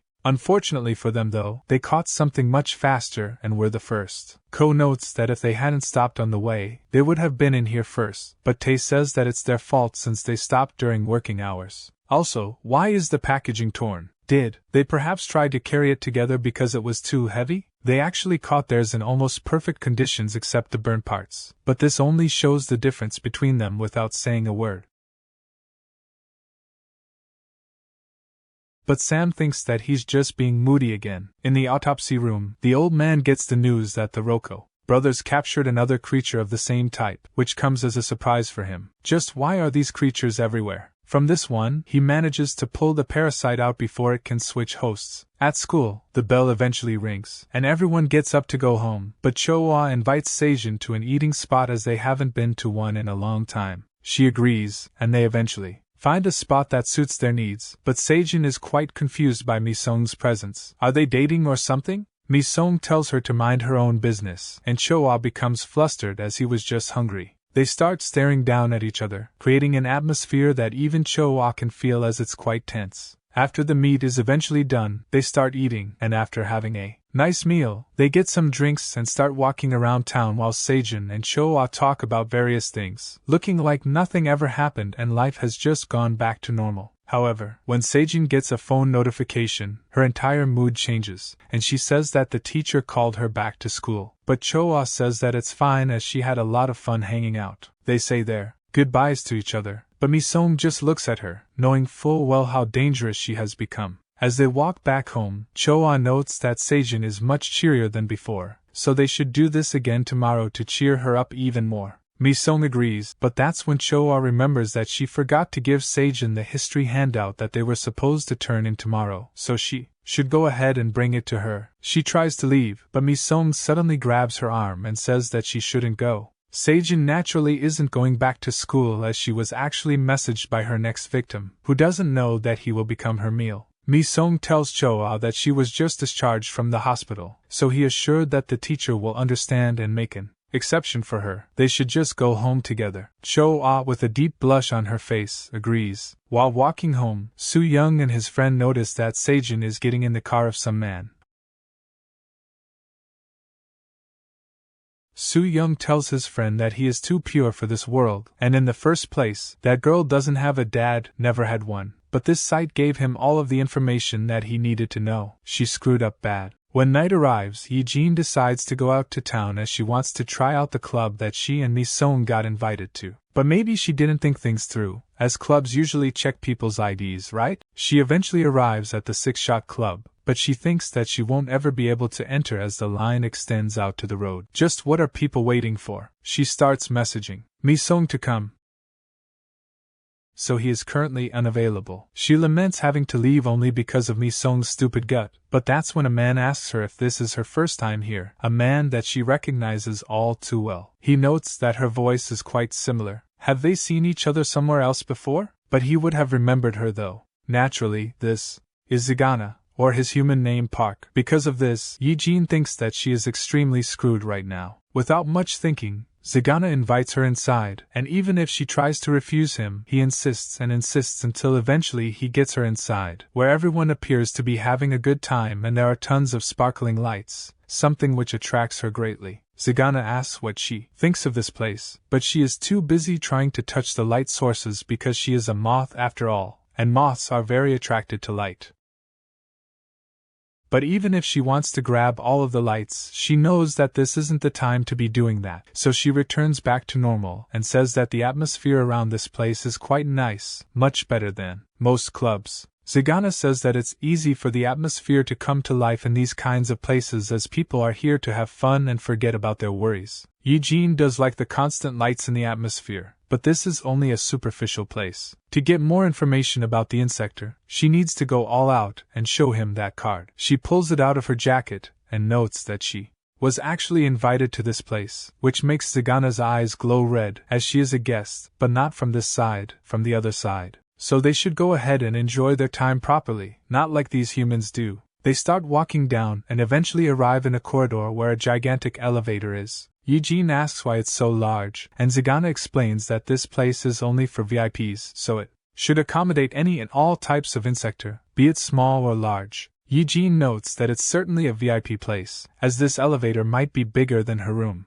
Zagana notes that not everyone can get their hands on these invitations. She must have some connection to their boss, right? She says that she's on the noticeable side, which makes him ask what she will be after she awakens. Butterfly, perhaps even a mantis. She says that she will only be a common beetle, which makes him say that he is already an American giant water strider, but her being a beetle is very unexpected. Eventually, the elevator stops, with Zagana noting that the boss will be very happy when he sees her, as they are probably friends for her to receive the invitation. Once the elevator doors swing open, Yijin is met with the sight of a fight to the death arena, where insector and humans alike are betting to see who will win in the pit. The humans that are in the pit eventually overpower the insector and start stabbing him constantly to show that they were victorious. This is lawless heaven and earth. Suddenly, a gigantic Goliath beetle appears named Jack, who crushes the three humans under her foot with ease, making the crowd cheer even more, their eyes filled with malice and a sadistic feeling. Yijin didn't expect something like this at all, a battle royale like this between humans and insects with betting. She could have never imagined that there was ever such a place in the entire world. All of this, is too disgusting to even look at. Zagana notes that the enormous beetle is called Queen Jack. She is the star of this palace as with her strength and size, she is a match for most species, with a few exceptions. Naturally, one of those exceptions punches her straight in the gut, an insector called Red, which the public seems to hate as he always finishes his fights way too fast. Yijin finds this too sadistic. Is there even any meaning to this constant violence? Zagana explains that there is, as this gives humans excitement and some even pleasure, while the insector gain honor from it. Yijin wonders what he means by honor, so He notes that they basically gain the envy of all insector, the opportunity to become one of the celestial insector. However, that's just an opportunity, as being strong enough is only half of it. They must also match ideologies. Eugene thinks that this means that this guy also became a celestial through this ugly process. Zagana notes that there is another way to become a celestial insector. Is she interested? He hands her a parasite, but before he can explain how it works, someone interrupts him and notes that the boss is looking for him. With this opportunity, Eugene gets back in the elevator and closes it, noting that she has to go to the bathroom urgently. After the elevator doors close, she slumps over the wall, thinking that she will give Mi-sung the beating of his life for not coming with her tonight. Zagana notes that he screwed things up with her, it seems, but the insector who interrupted him insists he visit the boss already. Due to this, Zagana cuts his head off and notes that he's going. The next day when Eugene arrives at school, she immediately tries to hit Mi-sung, who just dodges all of her attacks as he is eating. But after she gets tired, she notes that she has some very nice information for him, so he should look forward to it. That's when they both feel that the atmosphere around the class has changed quite a bit, and sure enough, when Cho-ah and Sejun arrive in the class, everyone starts looking at her and whispering about what she has done. Cho-ah doesn't get it, so she asks what's wrong, but that's when she hears someone say that even if she is a trainee, it's still far too much for her to be involved with an older man like that. Cho-ah just doesn't get what they are talking about, and Eugene notes that something about the atmosphere feels strange, like something is amiss. But this school never had a quiet day before, so it's probably just that. As Mi-sung continues eating his sticks, Cho-ah tells Sejun that they should just skip class and go somewhere else. But Soo-young stops them and notes that he won't let them go anywhere until she finds out what kind of girl her friend is. Yesterday, his friend said that Sejun got into a luxury car with an older man who he thought was her father, but he denied it as Sejun doesn't have a father. So just who did she get into a car with? He was naturally worried for her safety since they are classmates, so he took a taxi and followed them. Unfortunately, he then saw where they were going, so it seems that the downfall of the girl who wanted to become an idol is really just too pathetic. So her blaming him for not becoming an idol is actually really selfish of her, as she was never going to succeed from the start, judging by how she acts now. Eugene notes that she should go over there and teach that bastard another lesson, but Mi-sung notes that he should be the one to do it as he feels that unstable energy again. Things are about to become really dangerous. Cho-ah tries to hit Soo-young once again, but Sejun stops her and tells her to leave as she will be the one to take care of him this time for good. With that, she closes the door, as Soo-young says that if that girl hit him again he would have reported her to the violence committee. Suddenly, Sejun starts laughing maniacally as she wanted to enjoy her school days a little bit longer, but it seems that something like that isn't possible. Soo-young's friend notes that he will go and mess with her next, so he apologizes for his dumbass friend as he doesn't know how to talk. But he also inquires about her services as he makes a lot of money from deliveries these days. That's when Sejun begins transforming into an insector. Both Eugene and Mi-sung are now on full alert, and Sejun smacks Soo-young's friend out of the way, knocking him out as she does so. The classmates naturally start to run out of the classroom, but before any of them can get out, Sejun stretches out her hand and throws the tables and chairs at the door, with one of the chairs even going through the door. They are all scared for their lives, with Eugene asking what they should do, but Mi-sung notes that there are far too many people watching. They can't transform here. Sejun tells Soo-young to come out, which he reluctantly does so. Sejun grabs him by the neck, making him drop the phone he was carrying.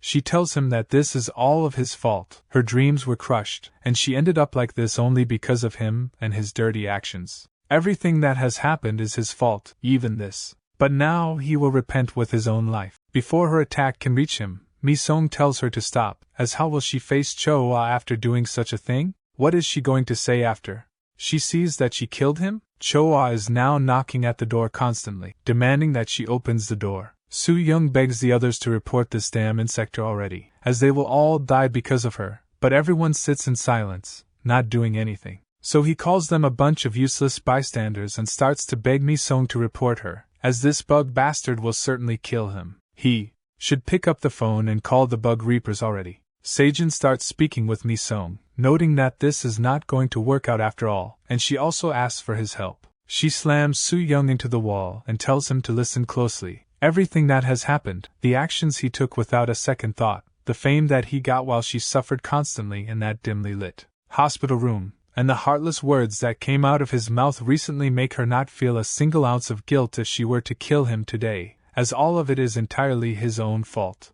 Seijin reaches into her bag and notes that she will never be satisfied with just ending his life, so she will have to make him feel the same pain that she felt over and over again. Mi-sung is quite puzzled by what she pulled out, but Yi-jin seems to recognize the parasite. Seijin forcefully opens Soo-young's mouth and says that in the middle of his pain, right when he is the most miserable he has ever been, she will take his life, and he will thank her for it. Soo-young screams at her to get away again and again, but nobody is listening to him, so the parasites that Seijin held now all fall into his mouth, and she forces him to swallow them while smiling. After doing just that, Soo-young starts to convulse all around, with his body starting to twist and turn as it transforms, his whole appearance changing into that of an insector.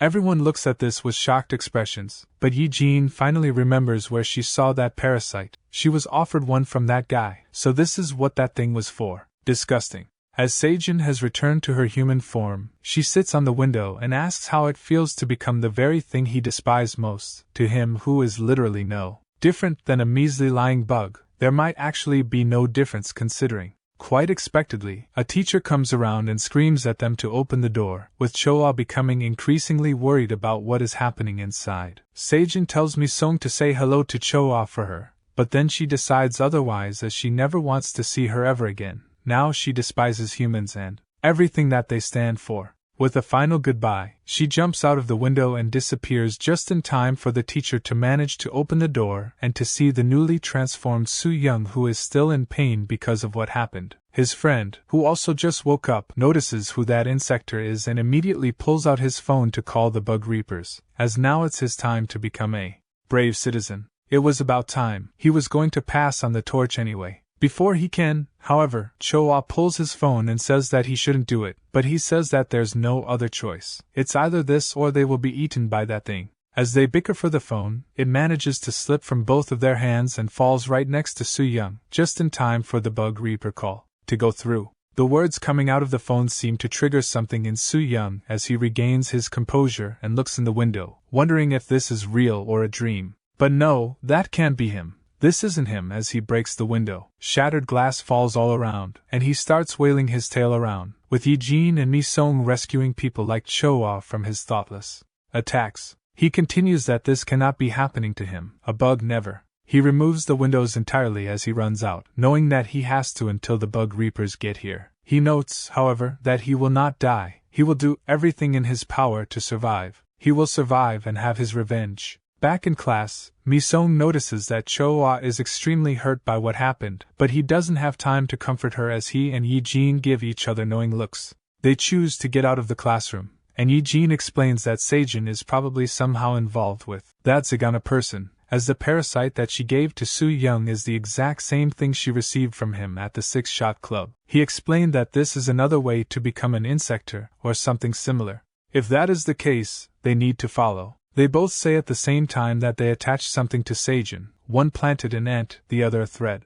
With that new bit of information, they go even faster, as they can locate her instantly. Eventually, they manage to track her down under a bridge where she seems to be crying. They both choose to come forwards, and Yi-jin asks her to stop for a second as she wants to ask her something. That's when the woman who transformed her asks if they made her cry, but she doesn't even let Seijin answer as she says that she hates one thing the most in this world, and that is when someone touches something that's hers. So how did they dare to touch her precious Seijin? Yi-jin notes that they have no clue what she is talking about. They just want to discuss something privately with her and leave. That's it. Seijin tells Hana to not do anything too harsh, but in that moment, she disappears completely and jumps out at both Yi-jin and Mi-sung, managing to hit Mi-sung with her leg and afterwards throws a punch. But halfway through, she notices that Yi-jin is rather handsome, so she goes behind her and starts sucking her ear. Yi-jin naturally removes her, but it seems that Hana has now discovered that she is an insector, something which she didn't expect. Yi-jin transforms into her bug form and attacks Hana while noting that sucking someone's ear like that is extremely strange. Hana notices that she's a silkworm, which isn't bad, but this only means that the boy that was to her is also an insector. Sure enough, Mi-sung jumps at her mid-transformation and tries to hit her, but she moves swiftly and dodges his attack completely, saying that his clumsy way of moving will never catch her since disappearing in front of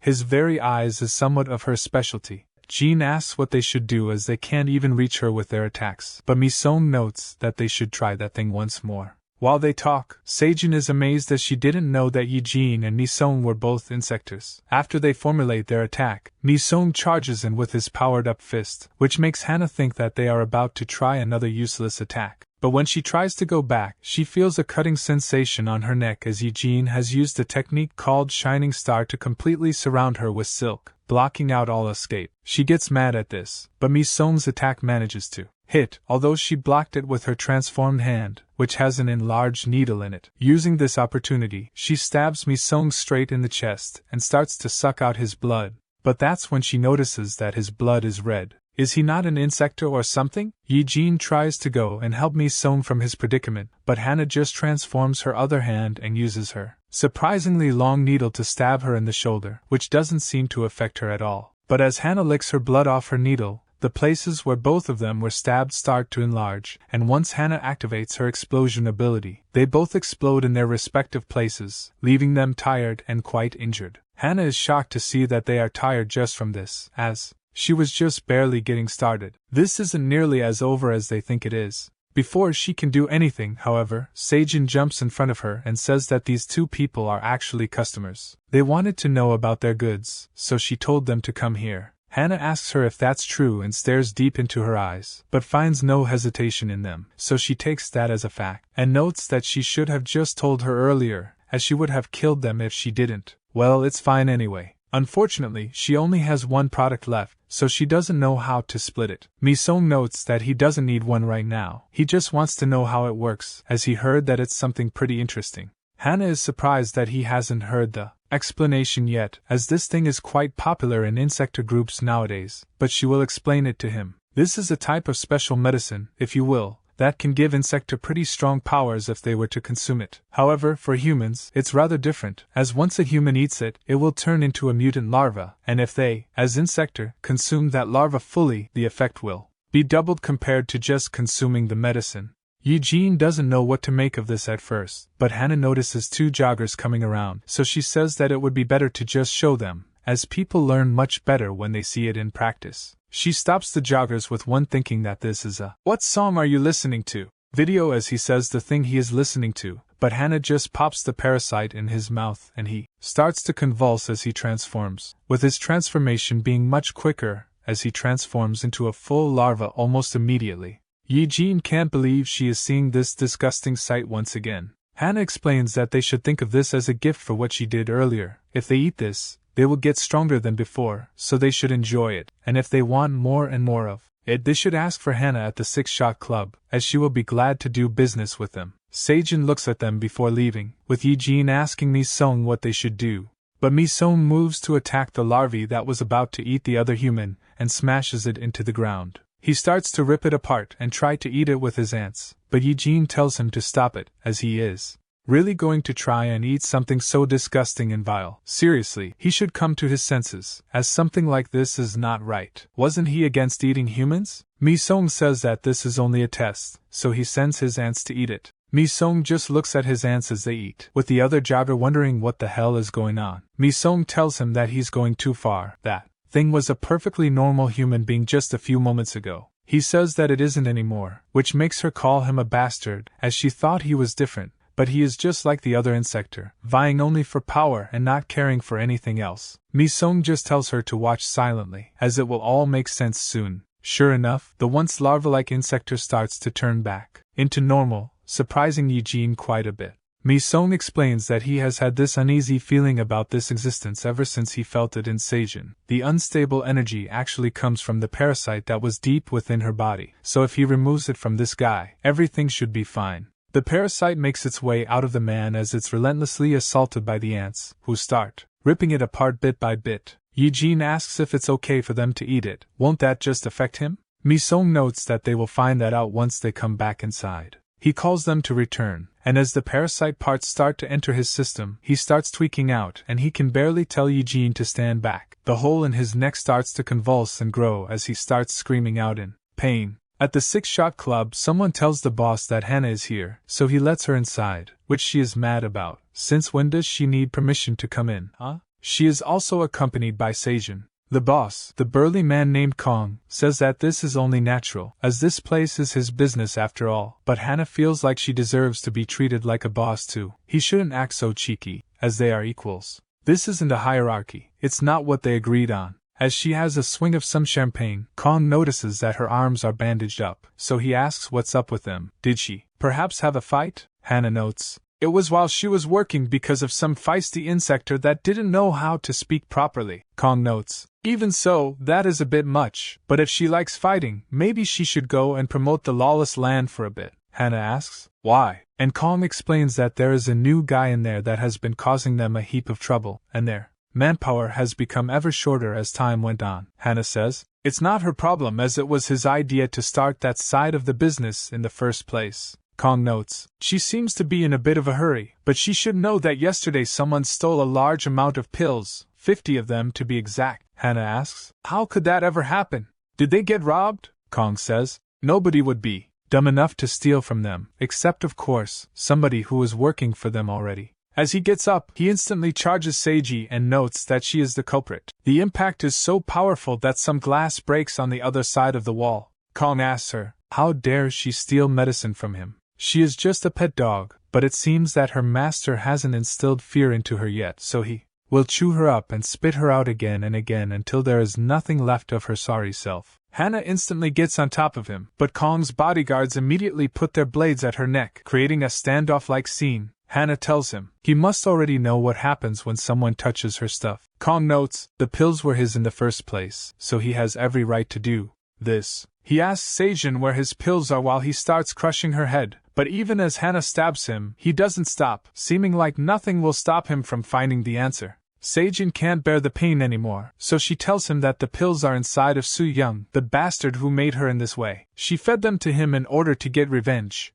Kong laughs, as he already knew what she did with the pills, but he expected a more fun answer from her. Honestly, Seijin is shocked when she hears this. Kong finally lets her go, with Hannah immediately jumping to her side, asking if she's alright. Kong starts laughing out loud. How did she ever think of such a dumb idea like master like pet? It seems, Both Hannah and Seijin are surprised that he knew, with Hannah calling him a rat bastard for it. Kong says that it was simple to just have Seijin followed and monitored after he found out about what she did, but the thing that ate all 50 of the pills, he will be the one to eat it, and nobody else. Somewhere else, a group of bug reapers are hunting down Su Young, who is running for his life. They get him eventually, and before he can retaliate, Pyo cuts his neck, not enough to kill him but enough to put him to sleep. He orders his men to capture it, but suddenly they start sinking into the ground. It seems that this is the doing of an insector that tells Zagana that they should finish this quickly. Pyo, who is brandishing his labeled katana, makes Zagana wonder who that bastard is as he just sheathed his katana and is now just smoking. Did he just give up the fight? The other bug reapers are slowly being buried in the dirt, with them asking Pyo for help, as this is not the time to just take things easy like that. Pyo wonders what kind of creature they are protecting as. It doesn't seem to be like the other larvae they killed, but he will find out once he cuts it open. The insector who is making the ground sinkable is getting mad at for just standing there like he's a big deal. But as the bug reapers scream out for help, Pyo gets into position, and before they can even wonder what he's going to do, he zaps the other insector, incapacitating it for the time being. Zagana immediately starts transforming just in time for him to be able to block the next attack that Pyo had charged up, but it still manages to get him because it's pure electricity. The other bug reapers stop sinking into the ground, and Pyo charges in, telling them to retrieve the larvae at any cost as that is their primary target. Thus, he starts trading blows with Zagana. He is extremely mad at this human, as all he knows how to do is play his petty tricks. His arrogance truly knows no bounds. He starts using two swords to attack Pyo, asking if these are too much for a lousy human like him. He continues to attack Pyo with an attack eventually going through, but Pyo inhales all of his cigarette all at once and unleashes it on Zagana, who finds his attitude even more annoying. But this proves to be useful as Pyo has completely disappeared from his eyes before he can even react. Pyo ends up behind him and strikes him fully with the sword, but this isn't enough to take down Zagana as he still stands. Pyo promises to take him in along with that larvae as they will all be quite useful test subjects. That's when he feels the ground beneath him shake, and he jumps away, but this isn't enough to stop the underground attack. Fortunately, his subordinates protect him from the needles, but unfortunately, another surprise attack comes right after that one, and it drags the bug reaper straight into the sand without a single chance of survival for him. The ground continues to fluctuate and burrow as Zagana asks if he's done with playing dead like that. As the insector slowly gets up from the ground, he asks who that glasses bastard is, as what he did is unforgivable. This specific insector is an antlion, a species that digs deep into the ground and waits for the perfect opportunity to strike. He notes that they don't have any time to play right now, they need to take the larvae and bolt out of here, with Zagana agreeing, but he is reluctant to go back to the club with unfinished business. Pyo overhears him saying this, and the bug reapers all rush to catch him, but they can't because of the antlion. Pyo also tries to use his katana in order to strike again, but it's out of juice to stop their incessant advance. The antlion uses a large area of attack in order to close off the area and block the incoming bug reapers. Pyo tells the others to retreat as he charges in, with Zagana noticing how annoyingly tenacious he can be. The antlion congratulates him for his bravado, so as a reward, he can have this bastard, but he promises when they see each other again, he will rip him into pieces and eat him slowly. With that, both him, Zagana, and the larvae disappear out of the area. But this wasn't all for nothing, as Pyo has gained a new bit of information and now has plans to scour all of the clubs in the vicinity. It's time for them to turn the tables around, and it's time for the hunted to become the hunters. In the dead of night, when everyone has gone to sleep, an insector runs away with all of his might from Misong, who seems to be hunting him down for food. The insector tries to plead with him as they are both hunters, but that's when another Misong pops up behind him, and they slowly start to approach him as he continues to panic. Before he can even think of doing anything, he is crushed under their combined might and left to be eaten by the ants. At school, nobody seems to be that sad at Su Young transforming into a monster, with his friend not even caring as 2 of his teeth are missing and need to be replaced. Everyone has moved on basically. Cho overhears a few girls talking about Seijin, calling her a monster, which she makes them apologize for as she's her precious friend, not a monster as they called her. Yi-jin is quite surprised at how fast this girl speaks her mind to other people and also asks if she's okay, which she confirms, but she most definitely isn't. Choa notes that she was in the classroom when that incident took place, so she saw Seijin, but was she really a monster? Yi-jin explains that her friend did no harm to anyone except Su-young, so no, she wouldn't consider her a monster per se. Choa is happy to hear that as she was afraid when she heard what was happening inside of the class and she couldn't look through the windows, but Seijin really became an insector. She starts crying her eyes out as she thinks that she will never have her friend back, but Yi-jin knows that there is a way made by Mi-song in an abandoned building. Mi-song continues to feast on the insector he hunted down at night, but it's not actually Mi-song as he is just sitting there watching his ants eat. This is because after he consumed the larvae, the number of ants in his body increased to the point where they were overflowing from him. So after repeated failed attempts, he managed to create a swarm which hunts for him automatically without him doing much, but these ants are still the same as when they don't get full enough, they will inevitably attack. Thankfully, he also became stronger, so he takes care of them quite easily and puts them in their places. After he does just that, he suddenly feels the presence of some insector, 3 to be exact, so he thinks that this is the perfect opportunity for him to test out his new power. He transforms into his ant form as he falls and starts sprinting towards the area where he felt the commotion, but as he gets closer, the energy he feels decreases, almost as if one of them just perished. So he gets even closer, and listens to the commotion. Another insector is calling Red, the insector from the arena, a bastard, as he lured them all the way here for something petty like this. Red notes that he is correct, he just wanted to beat them up pretty bad, but because of management, he wasn't able to do it properly in the matches, so they will be his punching bag for today. Red is also revealed to be a ladybug. He tells the other insector to get into his fighting position, which makes him madder as his arrogance is too much to just be left alone. Has he really lost his mind after picking so many fights in the lawless land or something? This is the rhinoceros beetle insector Bera. He charges Red with his horn ready to end him, but he just dodges and notes that he really messed up this time. Did he just think that he would have the advantage in this fight only because he has a metallic body? As Bara charges him once again, Red sidesteps and punches him straight in his gut, with the attack going through him completely, ending him on the spot with his fist full of insector blood. Red tells Mi-sung to come over here and go around since he seems to be interested in what he's doing. Because of this, Mi-sung gets out of hiding and accepts his invitation, as this is what he came for in the first place. The constant driving of cars on the bridge they are fighting under seems to hurt the damaged parts of the bridge more and more, seeming like it won't last much longer. Red notes that he looks quite ferocious, so he asks for his name, but Mi-sung doesn't say anything, which puzzles Red as he would have at least wanted to know the name of the person he is about to kill. Red throws a light jab in his face as he approaches and demands for his name once again, but Mi-sung stops the attack with his abundance of ants and says that his name is Black Ant, but unfortunately, that will be the last thing he will hear before he dies. Red starts to laugh out loud as he must be that guy Zagana said that he would personally destroy. He has been itching to have a one-on-one fight with him since he heard that he acts like that. Red throws another punch in Mi-sung's direction which turns into a multitude of punches, but Mi-sung dodges every single one, which angers Red as he thinks that he's trying to just test his skills. So he chooses to throw a heavy punch to make him attack. This does make him dodge and attack him with a charged-up punch, with Red thinking that it will be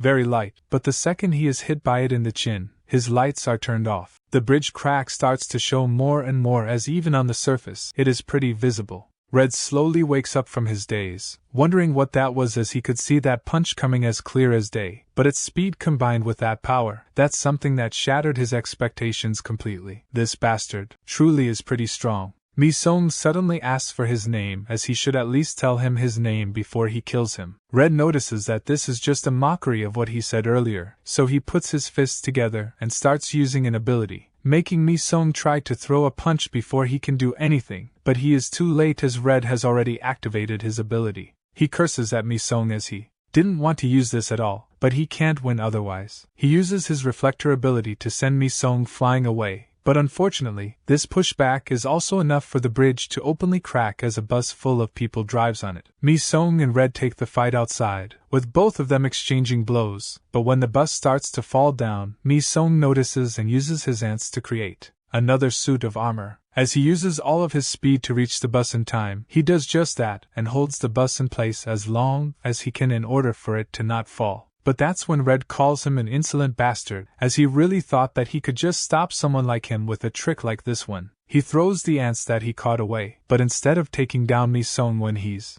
vulnerable, he takes hold of the bus too, and they both put it on the ground in a soft manner.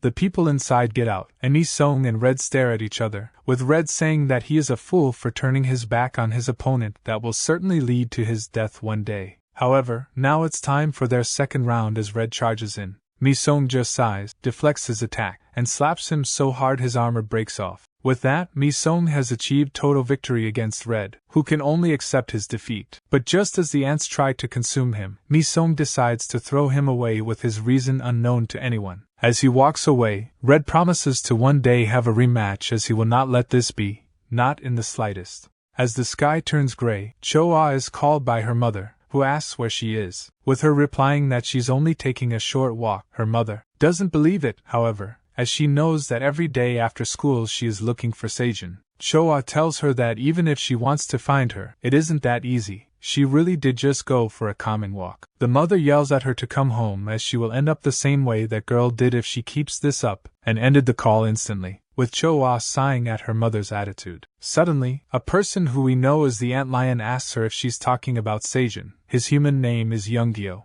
Is she perhaps her friend? He decides to take her to a dark forest where, as they walk, Cho-ah asks if he knows where Seijin is. He replies with yes, making her ask how he knows of her. Gyo tries to say that he's an insector at first but stops himself and notes that he's her senior. Cho-ah guesses that he must have said insector senior, but she isn't really surprised by it and asks if Seijin has been doing well these days. Gyo confirms that she is, as Hana has stuck to her and will not let go, almost like a tumor. Cho-ah thinks that this means that she's been doing well, so she tries to excuse herself out of the conversation as she doesn't want to bother him anymore. It also seems like she made some pretty good friends, so she is relieved to hear it. Gyo laughs at the notion of him being her friend. It's embarrassing. Even the reason he walked her to this place is because he was hungry and he wanted to eat some human. But if Seijin finds out that he ate her, the expression on her face when she finds out will be to die for. Choa slowly backs away while Gyo explains that he never liked that little worm as he fought for his life while eating whatever he could until he finally found his identity as an antlion and prospered. However, Seijin doesn't have that as because of Hana. She is living a comfortable life, something which is disgusting. He notices how surprised she is but says that she shouldn't be, but well, it would be hard for a human to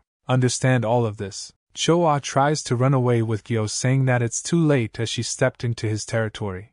Choa is dragged into the ground as it becomes soft with the larvae getting ready to feast on her flesh. Before they can reach her, however, a thread of silk cuts them in half as Eugene has appeared to save her and immediately attacks Gyo as she descends while also pulling Choa out of the ground. Gyo asks who she is with her noting that a bastard of an old man used to call her Silky so they should go with that. She lets Choa down on solid ground and tells her to run away as this has nothing to do with her anymore. Choa thanks her and does just that, with the larvae choosing to attack Eugene to appease their hunger. Unfortunately for them, she is much more powerful than them so she easily cuts them up into tiny pieces, their blood splashing all around. Gyo asks why she's doing something like this. What does she have to do with his hunt? Does she just want to get buried now? Eugene finds his threats cute, but while listening to his yapping, she notices that he is similar to the larvae, but at the same time different. Is he perhaps a part of the celestial insector? Gyo confirms it and says that if she is this knowledgeable, it must be that she was one of the ones who took down Zagana, but they were two.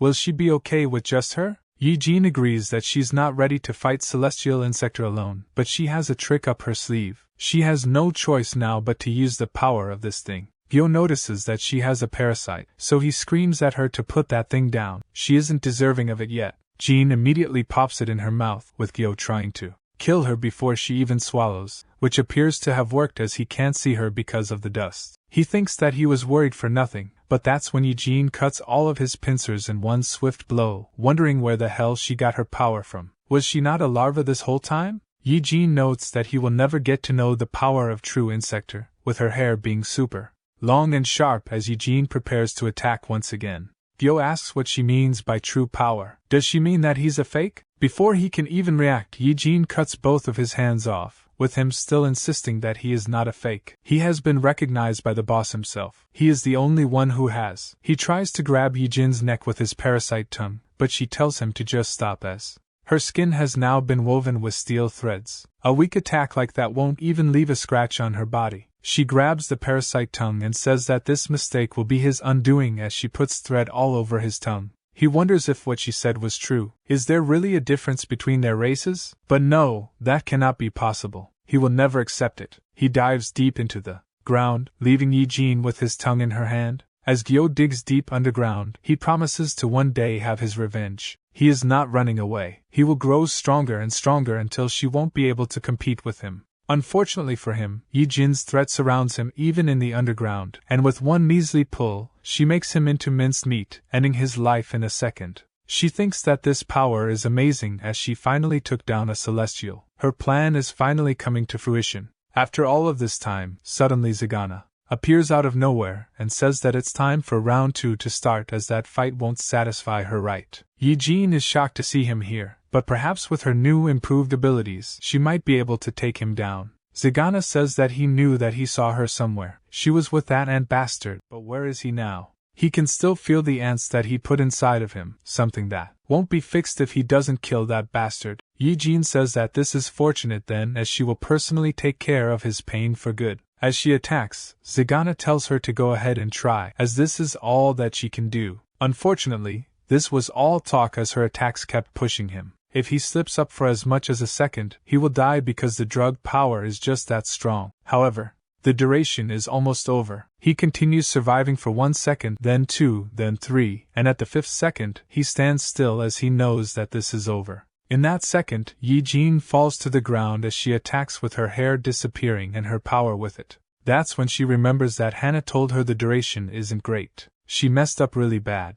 Zagana puts his sword at her neck and tells her to come along quietly if she doesn't want to lose her neck. Back at Mi-sung's apartment, he and his grandma are watching a show about boxing, more specifically about the national treasure athlete, whom Mi-sung recognizes as Red. Red explains that he just got injured in a street fight against an insect, but not an insector, as even he can't fight something like that, right? As he continues watching, Mi-sung gets a message from Cho-ah who asks when he's coming back to school. He thinks that it's too early for that as he isn't able to control the swarm just yet, but he also notices that she said Yi-jin also hasn't been coming to school. The homeroom teacher is livid because of this. Mi-sung, curious about what she's been up to, messages her.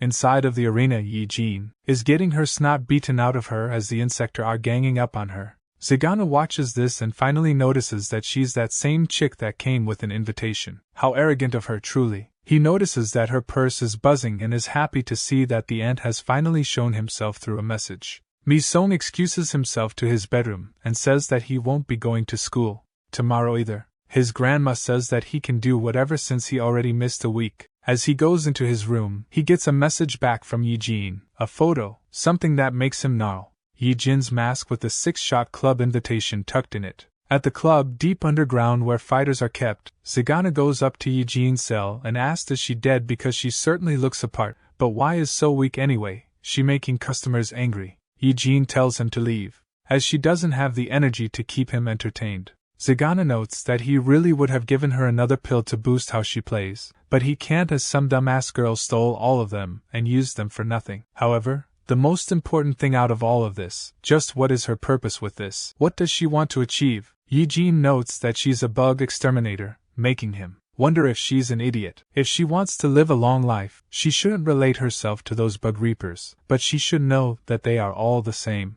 That's the reason why he spared her in the first place. He tells her that the next match will be soon, so she should rest while she can, as this will be a pretty special match. As the announcer enters the arena, he hypes everyone for this next match as it's their main event. 10 people enter the ring, only one gets out. A race or rather battle royale that will be nothing short of hell.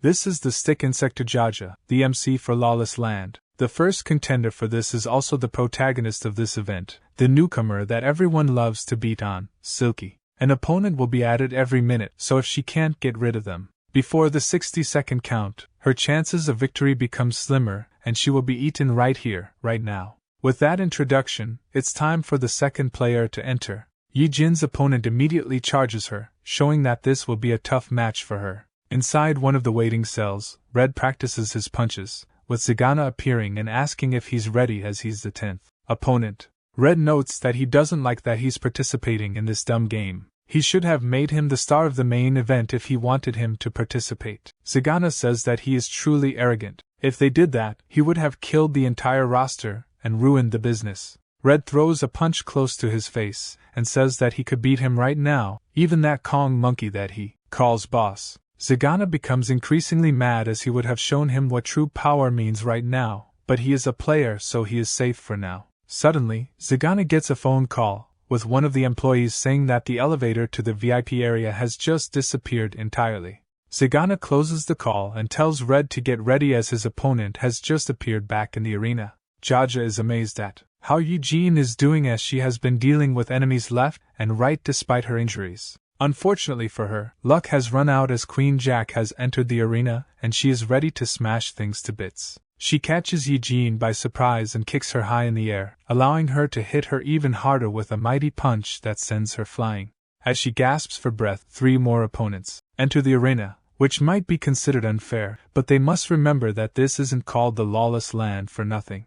With this, they have reached the climax of the show where Yi-jin will face the consequences of her actions. As the clock ticks 1 minute away again, Jaja tells the next opponent to get a move on already as he can't have the audience waiting like this. Eventually, the next opponent arrives, but it's only his head, which is immediately crushed under Mi-sung's foot, who seems to have eaten more than one insector. Zagana looks at him and is amazed that he really dared to come here. Yi-jin can barely muster up enough strength to call out his name, but Jaja cannot allow unrestricted opponents to enter, he must be swiftly dealt with. He tries to hit Mi-sung with a squashing punch, but he summons some green power using his ant colony and blasts Jaja's arm away with what seems to be actually acid. Mi-sung notes that he will not say this twice, so they should listen well. Where is Eugene? Mi-sung charges up his acid and shoots another beam, which hits one of the opponents who was actually close to Eugene. She can't help but wonder where he got such monstrous power from, but now there's no time to ask. She screams at him to stop shooting so recklessly as he might even hit her. She starts making herself big so that he can see her, but that's when Zagana descends onto the arena and puts a blade at her neck, saying that he has been waiting for the ant to pop up for quite a while. Mi-sung instantly tries to hit him with a beam, but Zagana asks him if that's wise as he will make sure that he will be hitting them both. Mi-sung can't do much of anything against that, so the other opponents charge in under Zagana's command as they must kill that bastard no matter what.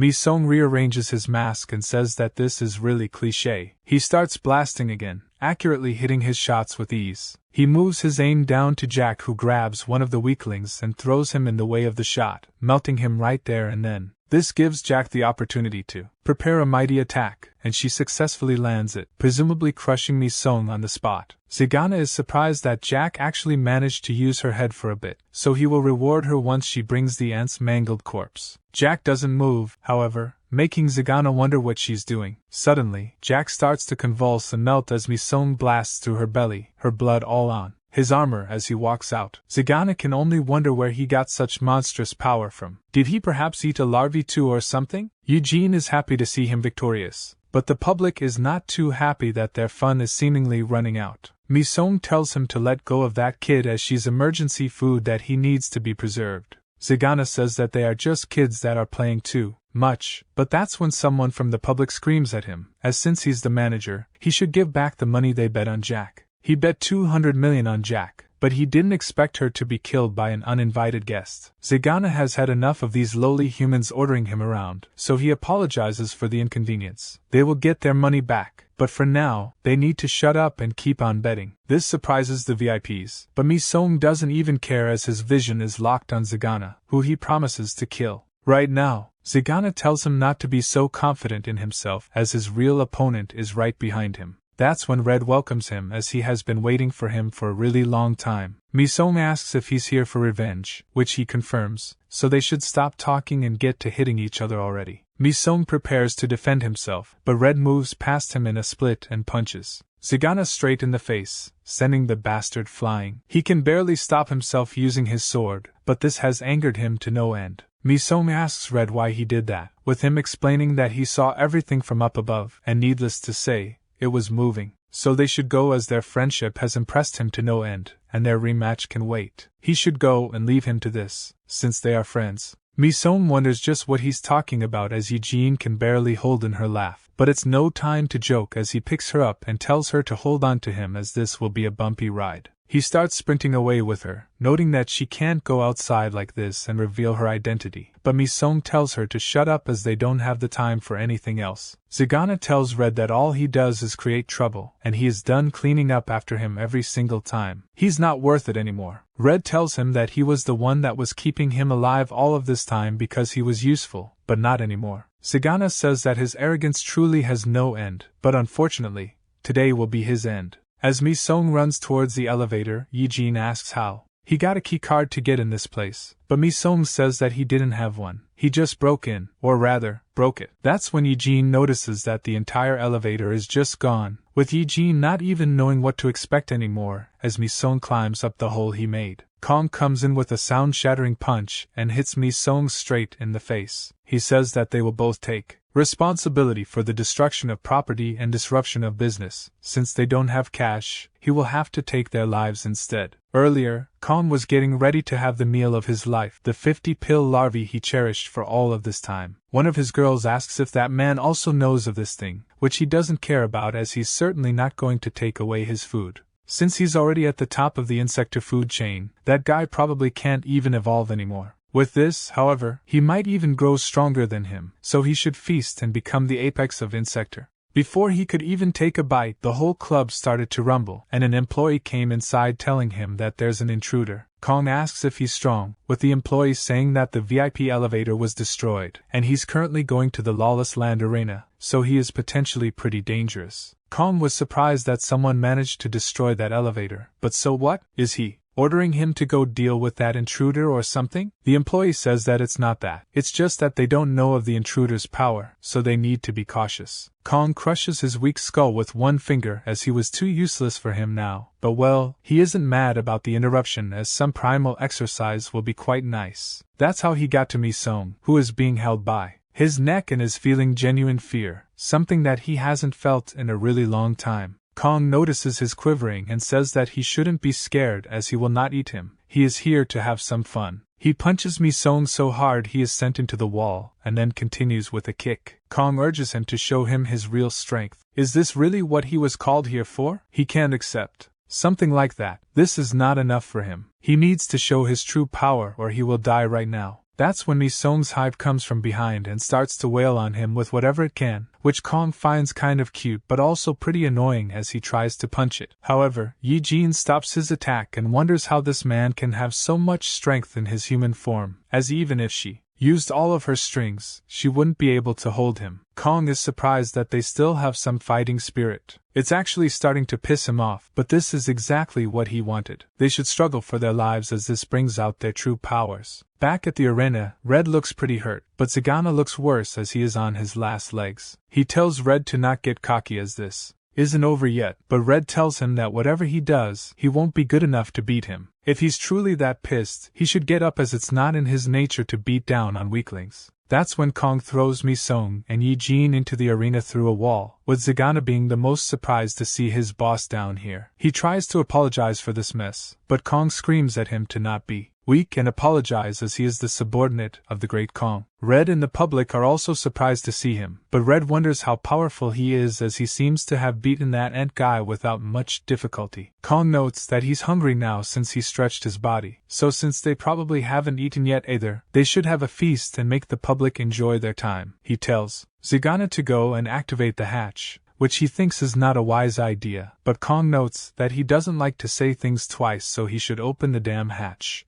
He runs away and does just that with a hatch that is above the arena slowly opening. Mi Song and Yi Jin wonder what this is, but that's when a human falls out of it. Kong tells them to not be shy and enjoy these treats as they are in the house. More and more humans start appearing that transform into larvae as Kong is indulging himself in some larvae meat. He tells the others to dig into as the larvae fully transforms. Yi Jin and Red think that this is truly horrible, but Mi Song thinks of this as a perfect opportunity. All they need to do is stop that guy from consuming any larvae as he will take care of the rest. Yi Jin wonders if that's possible, but Red tells him that he does what he needs to without worry. Kong tells them to stop talking and enjoy the food as this is not a chance that they will get again anytime soon. As he eats, he finds the small parasite, noting that this is the best part of the entire meal. Red notices that he grabbed it, and as Kong puts it in his mouth, Red charges in ready to stop him. As he does that, Mi Song tells Yi Jin to run away as he came to save her in the first place, so she should go. Yi Jin smiles as she didn't believe he was the sentimental type, but he should stop talking nonsense and go and eat as she will help Red with the fight. Mi Song agrees and tells the hive to come out and eat all of the larvae it can. The hive does just that, but Mi Song isn't finished yet as he lets his other ants eat too, with all that is left of them being one hand's worth. As Red approaches, Kong bites his fist and tells him to stop pestering him like a flea while he's eating. He throws Red into the public, but Yi Jin catches him with her silk and tells him to use it to jump back at that guy. He does just that and uses a barrier-charged punch to stop Kong from eating. Afterwards, he unleashes a deadly combo on him using the silk to boost his power exponentially to the point where he sends Kong back. Unfortunately, this wasn't enough as Kong has managed to consume the parasite, making his strength grow even further. He tightens all of his muscles as he punches the air, which Red defends himself of, something which proves to save him as the sheer force of the punch would have knocked him out if he didn't have the barrier. Just how powerful can one man truly be? Kong says that he needs to finish his meal now, but Red tries to hit him once again in order to stop him before Yi Jin can tell him to back away. Kong punches him in the gut and kicks him away, destroying most of his armor as he does so and knocking him out. Yi Jin falls to her knees as they cannot hope to win against such a monster, as he is far beyond anything they have seen up until now. Kong continues to eat until he gets to his fifth one, noting that this should be enough to fully revitalize him. That's when he notices that the larvae he is holding is convulsing, and out of his mouth comes the parasite, which goes to Mi-sung as his ants carry it to him. With this final larvae, Mi-sung has eaten a total of 10, something which Kong is extremely mad about. He doesn't know how he did it, but he will consume him before he can even digest them as he charges in. Mi-sung calls all of his black ants back, with them forming colony upon colony and his arm being transformed into a new shape. With that, he tells the newly formed colonies to consume that man, as he is their last target. As Mi-sung stands with his army of colonies, Yi-jin is amazed, but Kong is surprised that he is actually using tricks. However, there are only 11 of him. This does not change a thing. Mi-sung puts his hand forwards and tells his colonies to go ahead and devour, which they all go to do, with Kong being extremely hyped up as finally he has a worthy opponent to fight. All of the colonies jump him at once. At first, he manages to hold them off, but they eventually pin him down, which makes him scream that he should show more strength, as just pushing him around with numbers is no fun. He smashes the ground, which defeats some of the colonies, but the ants gather around another colony and create powerful hands for it, which the colony smashes Kong with at full force. Kong is ecstatic as this is what it means to have a real fight when both sides struggle for survival. He uses his strength to smash both of the colonies that were holding him in place, but that's when he notices that it's not over yet as two other colonies are preparing acid attacks much larger than Mi-sung previously did with his command. The colonies both unleash a spray of acid that Kong can only laugh at as he notices that there are others that are holding his feet down. This causes the acid attack to hit him fully, resulting in a pretty large green explosion at the end which creates a lot of dust. Yi-jin wonders if it's truly over, which Mi-sung also wonders as he looks closely at the dust, but that's when his eyes widen as a much bigger figure comes out of it. Kong announces that now they will meet the real him, Igeojiryu, the scarab beetle. Mi-sung is shocked to see that he actually managed to transform while he was hit, and Kong explains that he didn't expect him to force his awakening. He is truly amazing, so since he has taken quite a liking to him, he will make sure that he dies by his hands only. Mi-sung commands his range colonies to attack once again, but as they attack, Kong unleashes one punch which besides taking the colonies down, it also crumbles the wall behind Mi-sung because of the sheer force. Seeing this, Mi-sung tries to assemble his ants once again, but it's far too late as Kong tackles him into the same wall that he crushed earlier. Yi-jin screams out for Mi-sung, but she can't do anything to help him as Kong keeps pushing and pushing. He asks Mi-sung if this is all that 10 larvae are really worth, as he is still a weak rat. He pushes him through the wall and smashes his head on the ground, presumably taking Mi-sung out for good. Kong is sad that his toy has broken after such a short while of him playing with it, but whatever, this guy was a weakling anyways as he died before even fighting properly. Well, at least now he can eat him and get those 10 larvae back. Suddenly, the surprisingly conscious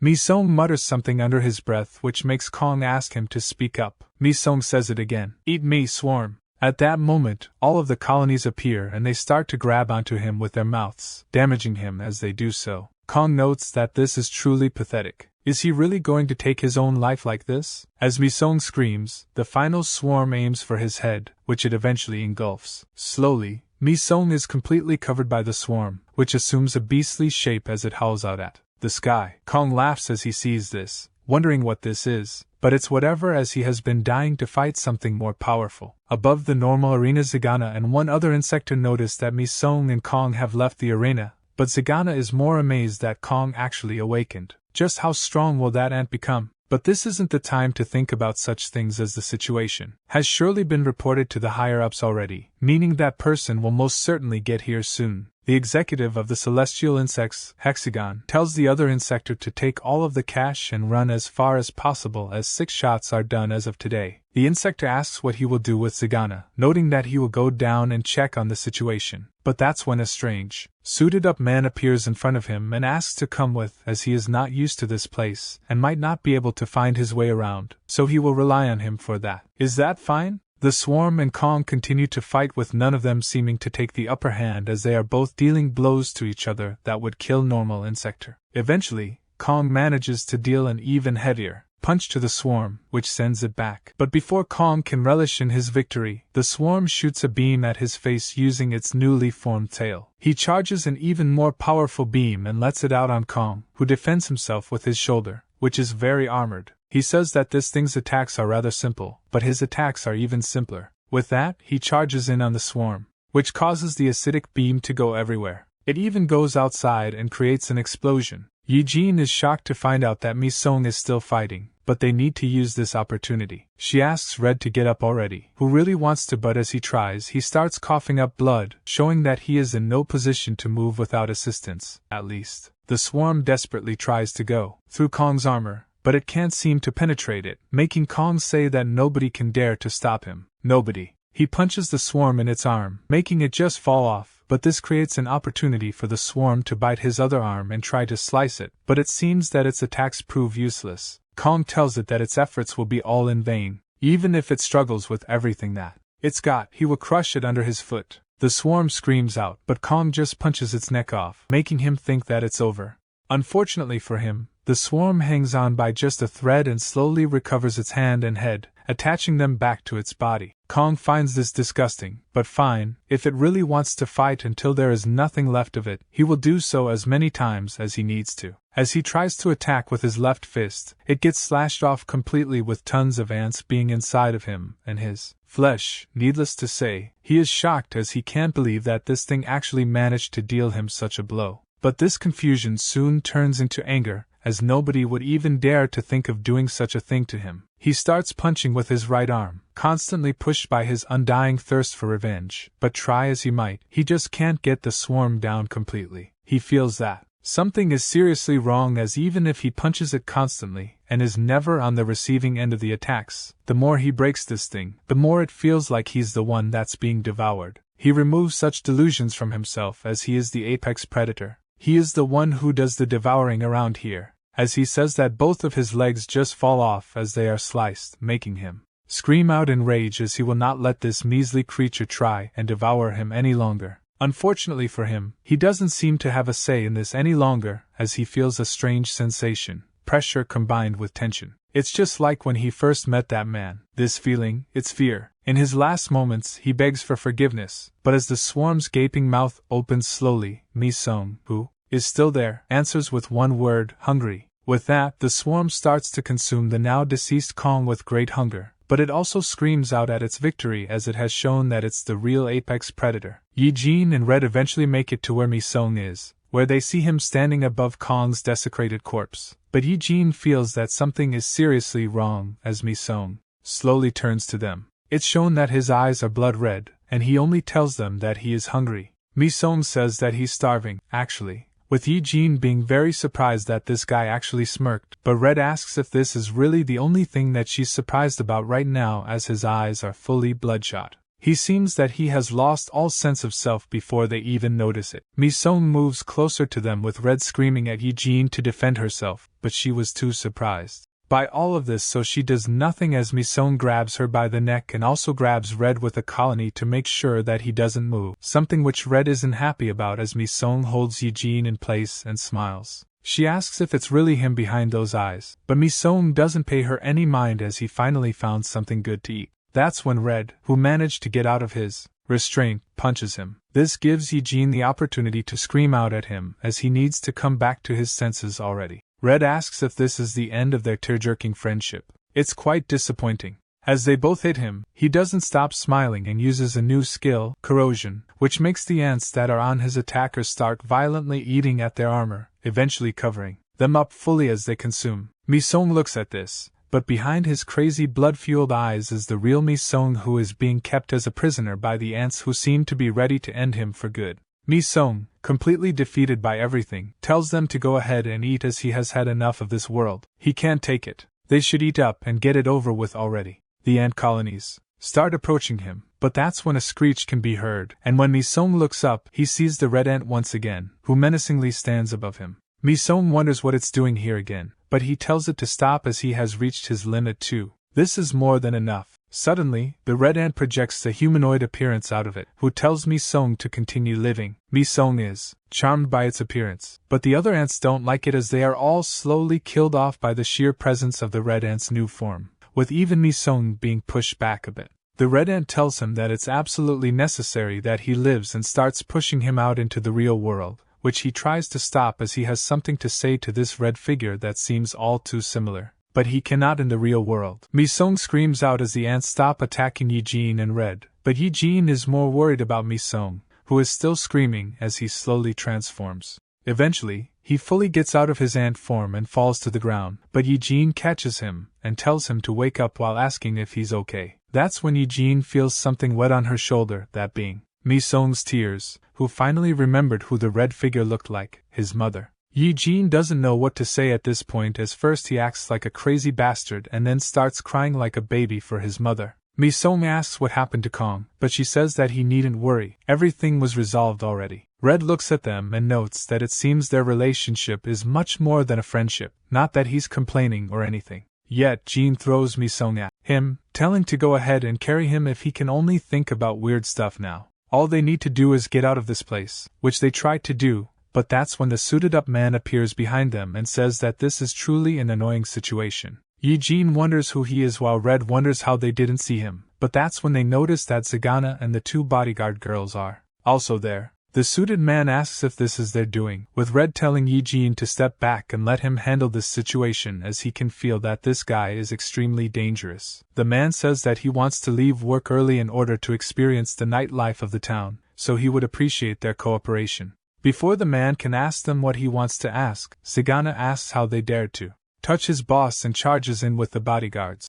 As they can pay for this crime with their own lives, the suited man sighs as he just wanted to go home early. As he finishes his sentence, he kills both of the bodyguards and puts Zagana down. He already told them his intentions, yet they dare to interrupt him like that. It's such a hassle to deal with morons, honestly. He tells the group to listen up as he has something very important to say from the great Kojima. This man is Hexagon, the executive. He tells them what Kojima told him, that they should think of this as a blessing, as if they are to interfere any longer, they will be swiftly dealt with. And they shouldn't think of running, as they have eyes everywhere, even closer than they would think. With that, the message is done, leaving both Eugene and Red surprised as they can't believe someone would speak of such nonsense. But Hexagon tells them to not call the Majesty's words into question, as someone might end up getting hurt far more than they would expect. Eugene asks what his deal is in all of this. Is he a heavenly insect too? Red asks if he really came all the way here just to deliver the words of his boss, one of the strongest people of the insector world and a part of the six-legged army. Hexagon says that he is correct. Even Mr. Kong had the potential to be in that same position, but it seems that he is unable to right now. Eugene thinks that monster was extremely strong. Are there really people that are much stronger than him? Hexagon tells them that they will not be reprimanded for this, as Kong was about to be condemned anyway, as Kojima has thought of his actions as too rash. Red asks why would they kill one of their own? Aren't they supposed to gather as many powerful people in that merry group of theirs? Hexagon explains that even if it's true that Mr. Kong had formidable power, he constantly went against Kojima's will. As insector are the result of a magnificent evolution that only a few chosen few are lucky enough to have, such magnificence shouldn't be insulted by trying to replicate it in the grand plan of Kojima, who seeks to establish the insector as the top of the food chain. Kong was nothing but a mere bug that thought of himself as something more. The six-legged army is waging war on humanity, with the anticipated endgame being the complete annihilation of humanity. He would love nothing more than to eliminate them right now so that they won't interfere with their future plans, but alas, he will give them an opportunity, one that they would be foolish to refuse. All of them should join the celestial insects. Eugene tells him to go to hell as she wasn't risking her life for that. She aims to kill all celestial insects, even Kojima. Hexagon lets out a scream to shut her up and tells her to consider it carefully as there are both merits and demerits in choosing to join them now. He would like an answer yes or no. Both Eugene and Red find his offer very interesting, but they both flip him off at the same time and tell him to shove it. This makes him mad as he warned them previously to be more courteous. Red doesn't care about the war, either about the genocide of humanity. Honestly, he doesn't even know what these guys are even fighting for. But if he wants to just sell him to the stronger guys, it's a no from him. As if they are stronger than Kong, he hopes to beat them down one day. Eugene explains that even if this is just business to him, she will not work under the ones who killed her own family. She would rather die. Hexagon strangely starts to laugh as he hasn't heard such nonsense in such a long time. Are they out of their minds? They are such children, truly. He hasn't laughed like this in a while. He doesn't know exactly what they mean by their childish words. But well, since they made him laugh this hard, they can have this worm as he is no longer useful to them. Eugene asks how this is supposed to help them in any way, but Hexagon notes that he heard from Her Majesty that there is a loser among them who needs to eat insector in order to survive. He had nothing to do with Sagana in the first place, so they can do whatever, kill him or not, it's entirely their choice. With that, he wishes them farewell while noting that they will be seeing each other again sooner rather than later.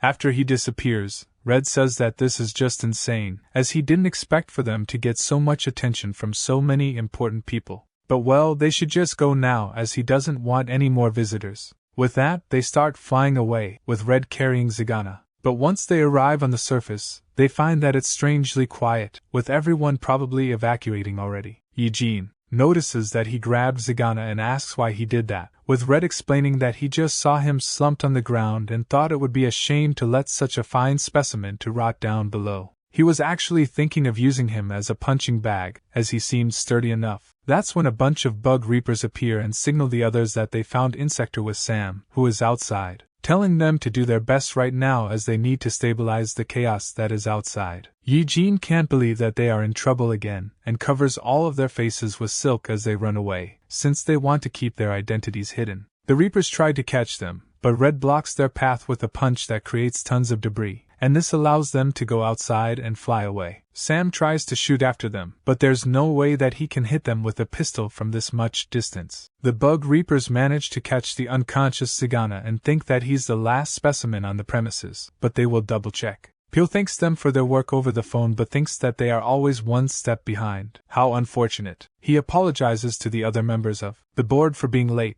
but now it's time for the executive meeting to begin. At the Supreme Command headquarters of the Bug Reapers, the meeting is taking place with the D branch manager, Mr. Ski, wondering why they are holding such a high-level meeting all of a sudden. The department head of the Gyeonggi province, simply named A, says that it doesn't even make sense that they were summoned here by Pyo, since they all hold higher rank than him. Joe, the team leader of the Bug Reaper C branch, agrees, as hierarchy is essential for a stable system, so he must say he is rather disappointed with this situation. Min, the manager of the E branch, tells them to stop being buzzkills, as even though they have higher ranks than Pyo, it does not matter, so they should hear what they have to say, since they are already gathered here. The head of the Bug Reaper F branch says that this isn't just about their position, as she heard that there have been lots of incidents in the two areas they are charged with, and the loss of personnel has also become higher thanks to them, and their uselessness. Their image has shattered.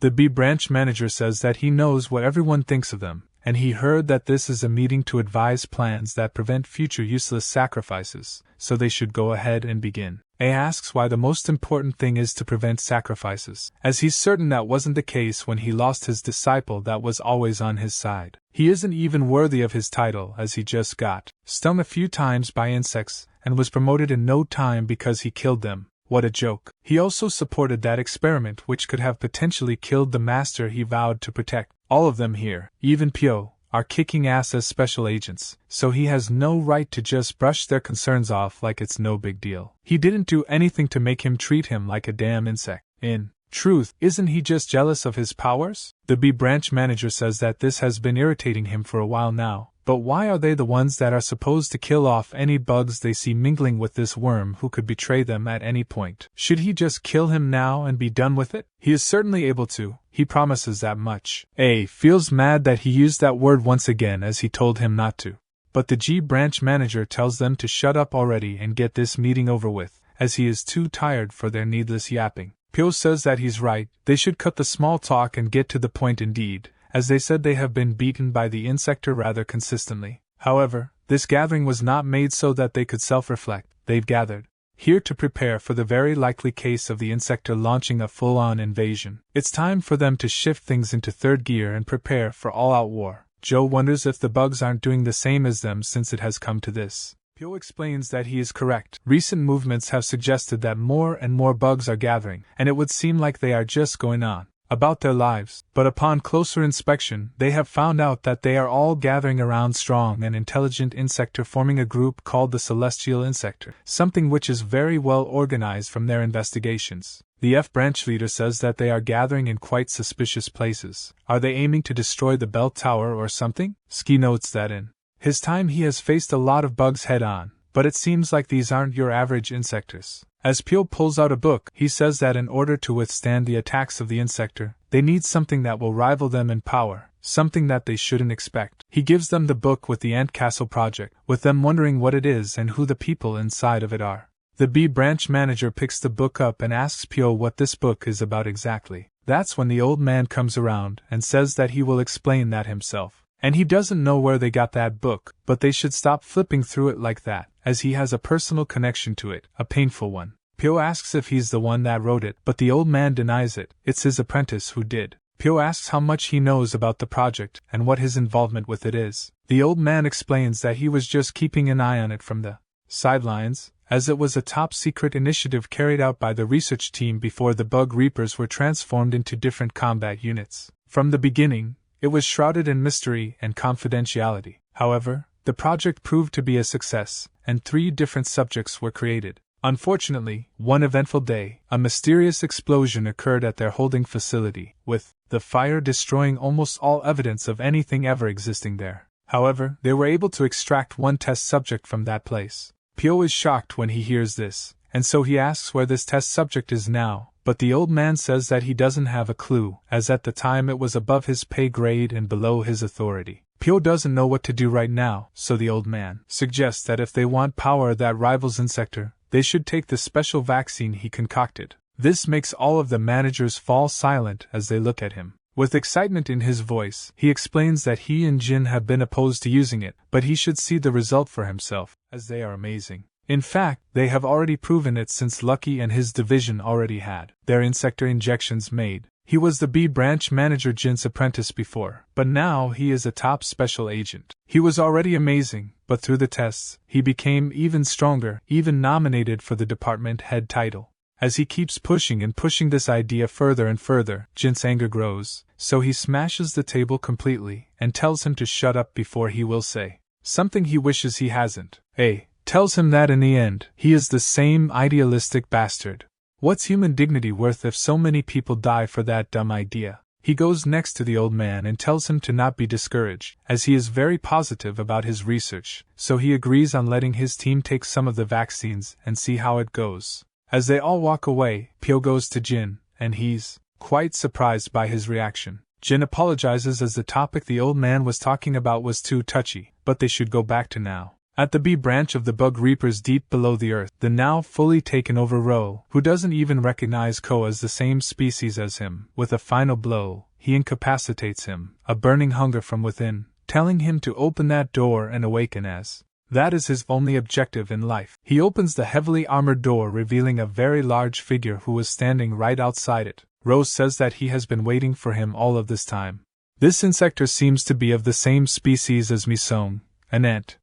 As the mighty insector comes out of his confinement, Ro begs him to not leave him behind and awaken him as a true insector. He even bows down. The insector puts his hand over Ro's head, which he thinks will be to awaken, but then in a loud voice, the insector says that a mutant like him, who was never an insector to begin with, is not worthy of awakening. With that, he crushes his head fully and the Bug Reapers who are at the facility start mobilizing against the escaped insector. When they arrive, they see that the Roko brothers are both dead, so they start opening fire on the thing using their high-caliber weapons. But one of them wonders how the hell it managed to get out of confinement. Was the equipment they put in place faulty, or was it opened from the outside? The bullets do nothing to the insector, not even graze him. The insector wonders where he is, and then with a slash of his hand, he cuts all of the Bug Reapers there in half, even hitting a fuel pump that blows up, leaving behind him a trail of destruction and death. Eventually, Pyo, Jin, and Tae arrive at the scene, with Pyo speaking with Ko, who seems to be barely alive. But with the last of his power he explains that the insector has infiltrated their sector, so they shouldn't come as it's already compromised. Jin asks if his smoke that they have in every containment cell isn't supposed to be the invincible bane of all insectors, but Pyo says that he doesn't have all of the answers right now. Who knows what happened for it to not activate?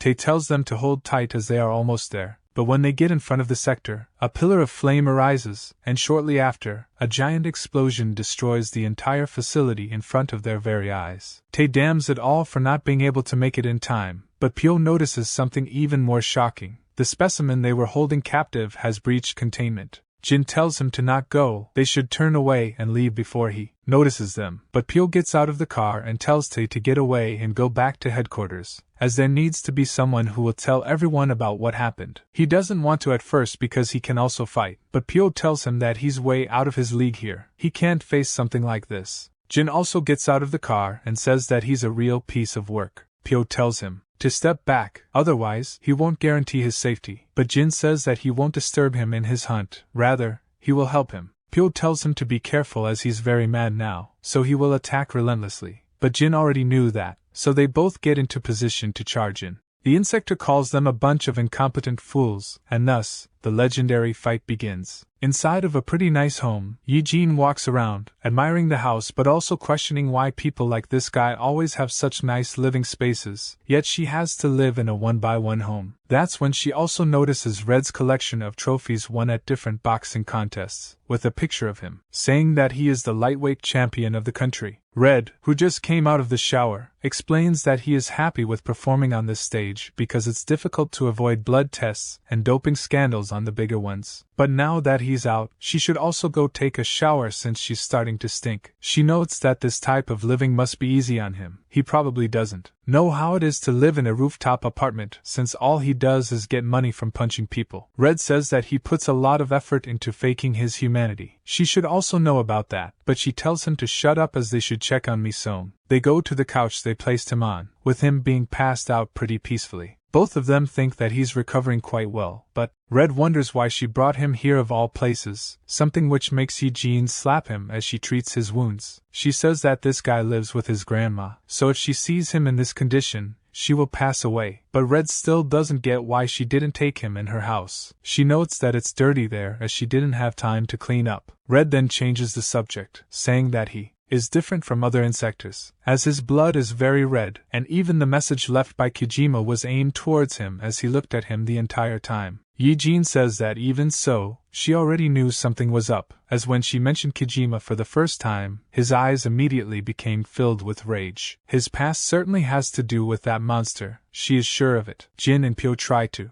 get through Kojima's defenses, but the ants won't even let them pass, allowing him to attack without worry. But the two aren't defenseless either, as they push away the first attack and then they dash away from the next. Jin finds his ability amazing, and Pyo notes that it's just like how the Ant Castle project file said. The range of attack is really intuitive. Jin charges up his axe, noting he didn't sign up to fight mere ants, and then throws it with Pyo charging his axe with the energy he had stored up in his katana. The axe hits Kojima square in the chest, but Jin doesn't stop there. He also charges in and connects his two axes, dealing a powerful blow to Kojima. In this position, he asks Kojima if he's part of the insector or a rebel. Kojima says that a lowly human like him wouldn't understand even if he tries, but Jin tells him to try him. With that, he pulls his axes out once again and moves to slash Kojima, succeeding multiple times.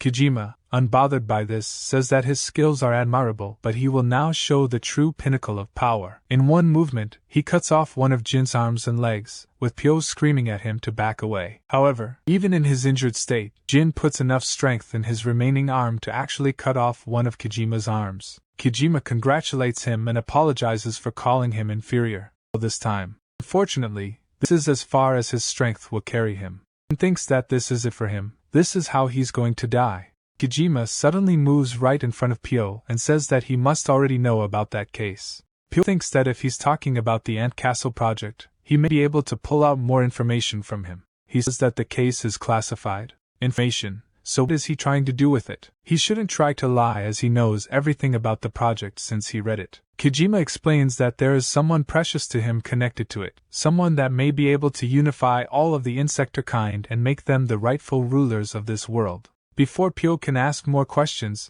Tae smashes the van into Kojima and tells him to get lost. But this doesn't stop him at all. His efforts are without any meaning. Kojima cuts the van in half with ease, but Tae manages to get out and tell Pyo that he will buy them some much-needed time. With that, Pyo should go and take care of Jin. Pyo asks him truthfully, "How long do you think he will last against that monster? He is the devil incarnate, a being that defies all logic." Out of nowhere, a large bomb appears from the sky and lands squarely on Kojima, who blocks it with his arm. However, the explosion still happens, creating a small mushroom cloud. This was done by Sam, who came by airplane and also apologizes for being late to the party, but they should hop on and leave this place, as it's not something they want to be caught in. With this diversion, they managed to get away, not because they outsmarted Kojima, but because he wanted to let them go. The next day, Yi-jin and Mi-sung are the only ones at school because from the messages with Cho-ah, Mi-sung finds out that they were all supposed to go on a trip with their math teacher. But since they didn't show up at all, the schedule moved up and they went earlier. Yi-jin damned it all as she really wanted to go on that trip. Why does everything fun happen when they are not around to put the icing on the cake? She also lost her phone so she couldn't check the schedule. But she hasn't given up yet, and tells Mi-sung that they should also go to Pohang where the trip is being held. Mi-sung asks how they are going to get there in the first place, making Yi-jin laugh. In situations like this, one needs to take advantage of their rich friend. Also, can she borrow his phone for a... When they go outside, she notes that she has found a way for them to get to Pohang, a way that will make them arrive faster than anyone. That's when a large engine can be heard coming their way, and sure enough, a red expensive car parks right next to them. Out of it comes Red, who notes that they are truly arrogant to bother him like this in the middle of the day. But they should feel lucky he was in the mood for driving, so they should hop in already. Yi-jin immediately jumps in the front and notes, "It's really nice to have a rich friend with Mi-sung just sitting behind." Puzzled by this whole ordeal, he starts messaging his grandma and tells her about the trip, with her asking if he needs a ride to Pohang. But he says that it's fine, his friends already took care of it. He also lets out a small smile, but unfortunately, things will not be all quiet as a bug is watching them from above, its eyes fixated on the blood-red car. The dragonflies of the land roam about as it is their season after all, but some are unfortunate enough to be interrupted from their peaceful lives. Such a case is happening right now, as a senior soldier is bragging to the juniors about how fast his reflexes are. But he also notes that since it's their season, they are extremely good at eating. He will prove it by making Seihi eat it. Seihi, a shy and introverted person, can only stand still in fear. The senior asks if he's right, but when he doesn't answer, he asks again, this time with a much more deadpan face. Seihi immediately screams out that he's correct. The senior grabs him by his jaw and tells him to not speak so loud. But what's so good about these dragonflies now? Seihi says that they are jam-packed with nutrients, which the senior agrees. These are some good soldiers that any soldier needs, so he will allow him to taste it first. With that, the senior puts the dragonfly in Seihi's mouth, who immediately falls on the ground. But the senior tells him to swallow, as he will have to eat too if he spits it out. Okay, as he and the other juniors walk away while talking about various things, Seihi suffers as he barely swallows the dragonfly, his eyes filled with a mix of regret and sorrow. Later in the day, they all play a game of football with Seihi put as the goalkeeper, but he doesn't seem to be doing well as his body is acting up after he ate that dragonfly. His teeth are gnawing at each other, and his blood runs cold. Eventually, the ball gets to him with the senior telling him to block it, but due to his awful condition, he doesn't even notice the ball as it flies past him. The senior immediately punches him to the ground while calling him a jerk and then starts kicking him while noting that this isn't a game. This was something to prove their excellence. But he is clueless, a clueless bastard who is worthless. As they walk away, one of the juniors wonders why he is so hard on him all the time, as it goes to crazy levels sometimes. But the other junior says that it's just how the situation is. He got targeted only because he was the weakest of them all. Truly a pitiful life. When the roll call happens, the sergeant notices that Seihi is shaky and his movements are stiff, so he asks what happened. But the senior, who is right next to him, tells him to shut up if he knows what's good for him. Seihi grits his teeth, and as the sergeant asks again, he says that it's nothing, he bumped into someone while playing soccer. The sergeant believes him and continues on. Since fall is here, they should bring out their jackets so that they don't get cold. And also if they have any issues, they can report them directly to him as he is in his office at all times. With that, he dismisses them, what truly happened going unspoken by anyone. When night arrives, Seihi and the senior are left on guard duty, with the senior apologizing for hitting him so hard. But seriously, he shouldn't have sat around like a dumbass and let the ball go through like that. Seihi doesn't even listen to him as the dragonfly he swallowed starts growing. The senior asks if he's even listening or does he want another beating. The dragonfly grows once again. The senior has had enough of his insolence and tries to slap him, but Seihi doesn't move at all. Even if he is slapped, the dragonfly engulfs Seihi's entire body. The senior screams at him as he will write this up as insubordination, but that's when he notices that something is wrong, very wrong indeed. Seihi's glasses fall on the ground as he is fully transformed into an insector, ready to take his senior's life. In response, the senior has only one word to say: fuck! The school kids are still on the road with the teachers watching the news about a fire in a club near their city. One of the teachers asks the main one how much further, with the main teacher of the field trips saying that in about 10 minutes they will arrive. Choa doesn't partake in the talking the other kids are doing as she stares out the window, but she also noticed that since that eventful day, her classmates have been looking at her like she did something. Then the one in front of her asks if she wants a lollipop, but in exchange she has to come with him during the trip. In response, Choa punches the air in his face, making him drop the lollipop. She tells him to not get riled up for nothing since they will all go on this trip together, while he laments going on such a boring field trip.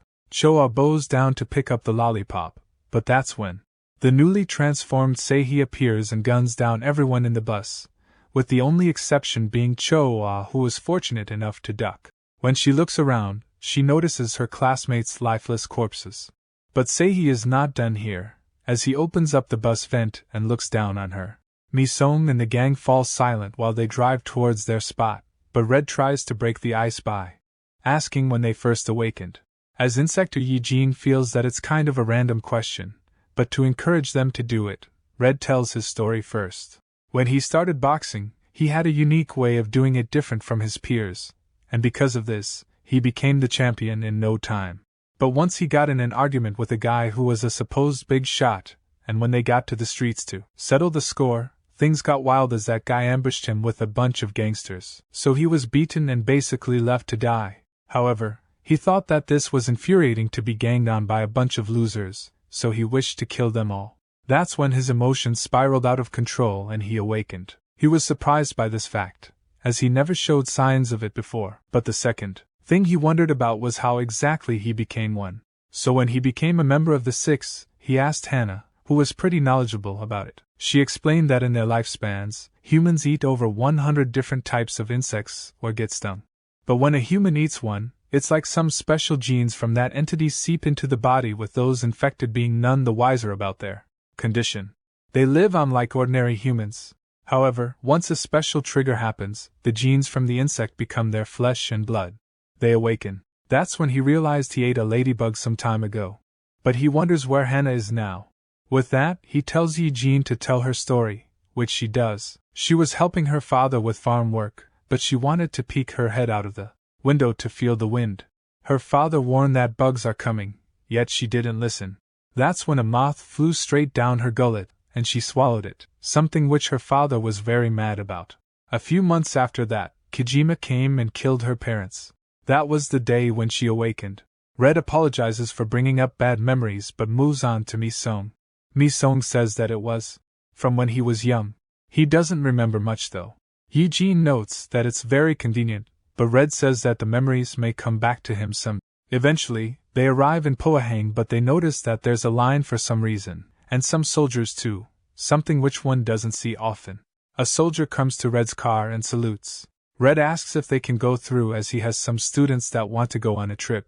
But that's when Mi-sung feels an insector nearby. Sure enough, the soldier explains that there is an insector issue currently, and he can't allow anyone to go through. Some explosions and gunshots can be heard from afar, with Yi-jin wondering what to do.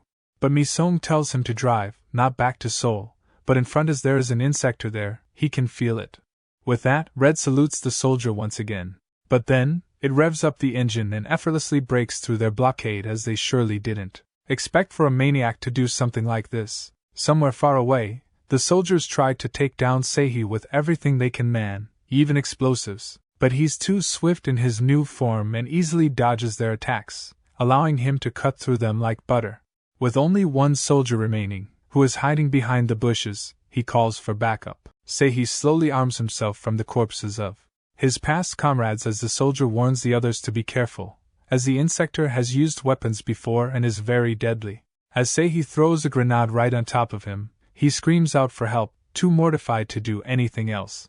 Unfortunately, the grenade pops right in front of his eyes and explodes, but the soldier miraculously survives this as 2 bug reapers have protected him from the blast. The head of the F branch tells him that everything will be alright, he just needs to go back and report to his superiors about what happened. They will take care of this guy. He asks why she had to go and ruin his fun, but the F branch head says that she hates the talkative ones. Well, he will not be able to talk in a few moments, at least. He pointed the gun toward the bug reaper direction. But the F branch head tells him that bullets will not work against them. Sure enough, her 2 guards jump in front of her with their bulletproof clothes and protect her. Then, they jump in while he is still unloading his mags on them. But they suddenly pull out their ranged whipped weapons and stab Seihi in each of his wings, causing a surge of electricity to go through him. The F branch head also charges in, noting that it is quite funny for an insector to use guns like this, considering they are much more powerful. But it wouldn't be of any use anyway, as he would still lose, as he will do now. She charges up her fist to the maximum output of energy and punches Seihi very hard, sending him flying. Seihi sits defeated, with 2 of his hands cut off and an eye shield broken. He still has his fighting spirit, however, and tries to attack once again. But the F branch head swipes next to him and gives him a deadly kidney shot, allowing her to continue putting him down. She raises her fist and tells him that he should have stayed down already, something which reminds him of the senior. The F branch head still punches him, but then he starts begging for his life as he has had enough. He surrenders, saying that he's a soldier and does not wish to die like this. The F branch leader looks at him and says that this guy still has some sense in him, so they should tie him up. However, Seihi starts to convulse and grow as he remembers what the seniors did to him, all of the bullying, all of the beatings he got. He transformed into this thing because of him. What did he do to deserve this type of treatment? Why was he the one to suffer like this? The F branch head's guards jump in front of her as they notice that Seihi has transformed and is now shooting small insects out of his gaping mouth guns. The guards' bulletproof cloaks do nothing against these metal-bending insects and their pincers, so the F branch manager is bathed in their blood. Seihi tells her that she should have left him alone, those bastards deserved it. All of them deserved it. The F branch head screams at the top of her lungs that he is a trickster rat. Seihi regenerates his wings and starts flying, while also telling his new dragonflies to charge in. With tears in his eyes, they do just that. But the F branch head is not about to go down easily, so she zaps the small insector away. However, it seems that this was Seihi's plan. As he starts flying away, she is adamant on not letting him go, so she uses tons of power from her gloves to charge a shot and unleash it on Seihi, landing squarely on his back. Unfortunately, it does not stop him, as he begins flying away with even greater speed. The F branch leader continues to follow him throughout the forest. Eventually, Mi-sung and the group arrive at the incident site where they notice their school bus. Someone explained to Red when they got here, the bus was just empty, which they find hard to believe. Even as Eugene searches, Red signals her to stop as it's pointless. Mi-sung decides to go on his own through the forest, but he is now speaking with Eugene, who asks if he found that insector yet. Mi-sung denies it and says that he's moving fast. But what about their classmates? Are they safe? Eugene says that there's a problem as the kids are nowhere to be seen, seeing that they have suddenly poofed out of existence like this. There is no doubt that they are being kept as a food source. He has that insector before it is too late. Mi-sung says that he understands and ends the call. He takes off his band-aid and charges in with even greater speed as he completely transforms, his eyes filled with the thrill of the hunt. Before the bus was emptied of the bodies, Choa couldn't believe that almost all of her classmates were dead. But that's when she heard the bus door open as the insector who attacked them just came in. She hid behind one of the chairs and waited for him to go away, which he apparently did eventually. So, she decided to call the cops as fast as she could before he could come back. That's when Spit landed on her phone as the insector, who she thought was gone, was above her and was salivating at the thought of eating her. Eventually, Choa wakes up with the sight of her classmates deceased. Corpses, but then notices where she is a warehouse that is filled with corpses. Not only her classmates, but other people too, even soldiers. She freezes from the fear as the smell of the dead engulfs her very being. But that's when she notices the gaping hole in the warehouse where suddenly Seihi arrives. So she tries to play dead the best she can. He starts to mumble about orders and a bunch of other military keywords, But none of it really makes sense until he finally makes it to a corpse as his stomach is empty and he must fill it. Choa finally understands what he's doing behind her, and she closes her eyes as he starts to eat the corpse's flesh in a medley of disgusting sounds, something which fills him with excitement and joy. So he starts eating even faster and bites even bigger. He rises in his new form, a red dragonfly that seems much more powerful than his green version. He goes to the opening and thinks that it's a bother he has to go in and fight again, but he cannot let the bug reaper bastards find his stash. Choa hides her breath and thinks that she needs to get out of here, otherwise she will be consumed just like how he devoured that soldier. That's when her phone starts buzzing, and Sei turns around as he has heard it too. Choa wonders who is buzzing her phone, and her face lights up when she sees that Mi-sung. She answers, but she does not say a word. Instead, he says that he will take her answering as her being okay, so she should wait up as he's coming to save all of them. He promises with a large thud. Sei arrives right next to her, and she decides to turn around as she knows that she cannot hide anymore. Sei is still in his demented state and grabs her by her neck. She begs him to let go and get his hands off of her, which makes him remember the times when the senior fed him a dragonfly with him begging to be let go just like this girl is doing now. So he responds the same as the senior did that time. Why should he? He grips even tighter, and in her final moments, Choa begs someone to help, anyone, even Mi-sung. That's when a black punch goes in Sei's face and rips his hand off too. Mi-sung has arrived to the rescue. She looks to see who rescued her, and is shocked to see another insector, but this one has a much more gentle demeanor. As Sei's arm falls to the ground, Choa looks closer at the insector who rescued her and notices that it's the same one that rescued her before. Sei looks at him while noting that there's an intruder in the base while regenerating his hand. Mi-sung creates a colony and tells it to protect Choa. Sei has had enough of his insolence and uses his newly made handgun to start firing at the intruders, but before he can do that, Mi-sung charges in first.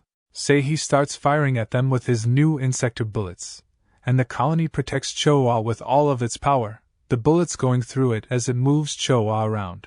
Mi-sung continues to charge in, but the insector bullets redirect themselves in his direction and try to hit him, but they are no match for his sheer force. Eventually, he arrives next to Sei and tries to punch him, but he dodges, and they start trading blows with great effort, with none of them being able to hit each other in any meaningful way. Eventually, Mi-sung gains the advantage and punches his side with great force, but this doesn't stop Sei as he points the gun straight at Mi-sung and shoots, with the bullets going right through him, making him bleed out of his mouth. Sei rises in the air and uses the mini insector to barrage Mi-sung. They move in a circle and then suddenly strike them all at once, cutting him cleanly in half. Choa, who is still inside of the colony, wonders what is going on outside as she hears a lot of fighting. Sei stands over Mi-sung, who is now cut in half, thinking that the intruder is done with. But that's when the real Mi-sung appears behind him and prepares to strike with a big claw. He succeeds and sends Sei through the wall with the force of the attack. But he gets up on his feet quick, and as Mi-sung comes for him, he starts shooting again.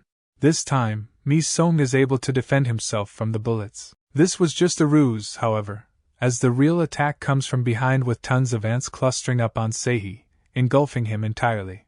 After the attack is done, Mi-sung goes to check on the body, but only finds one small wing and a leg. Sei is running away with Choa and To. She tells him to let go, but he obviously will not listen to her. Mi-sung charges in to rescue her, but Sei flies even faster away. Mi-sung calls back his colony and calls it an idiot before telling it to come back as they have to catch that insector no matter what happens. The colony transforms itself into wings that attach on Mi-sung's back, allowing him to give chase to Sei.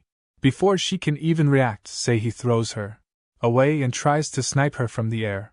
But Mi-sung catches her and runs away from the gigantic bullet that is now following them. Fortunately, the F-branch head arrives just in time and takes down Sei with an extreme amount of power that is surging through her gloves, disintegrating him.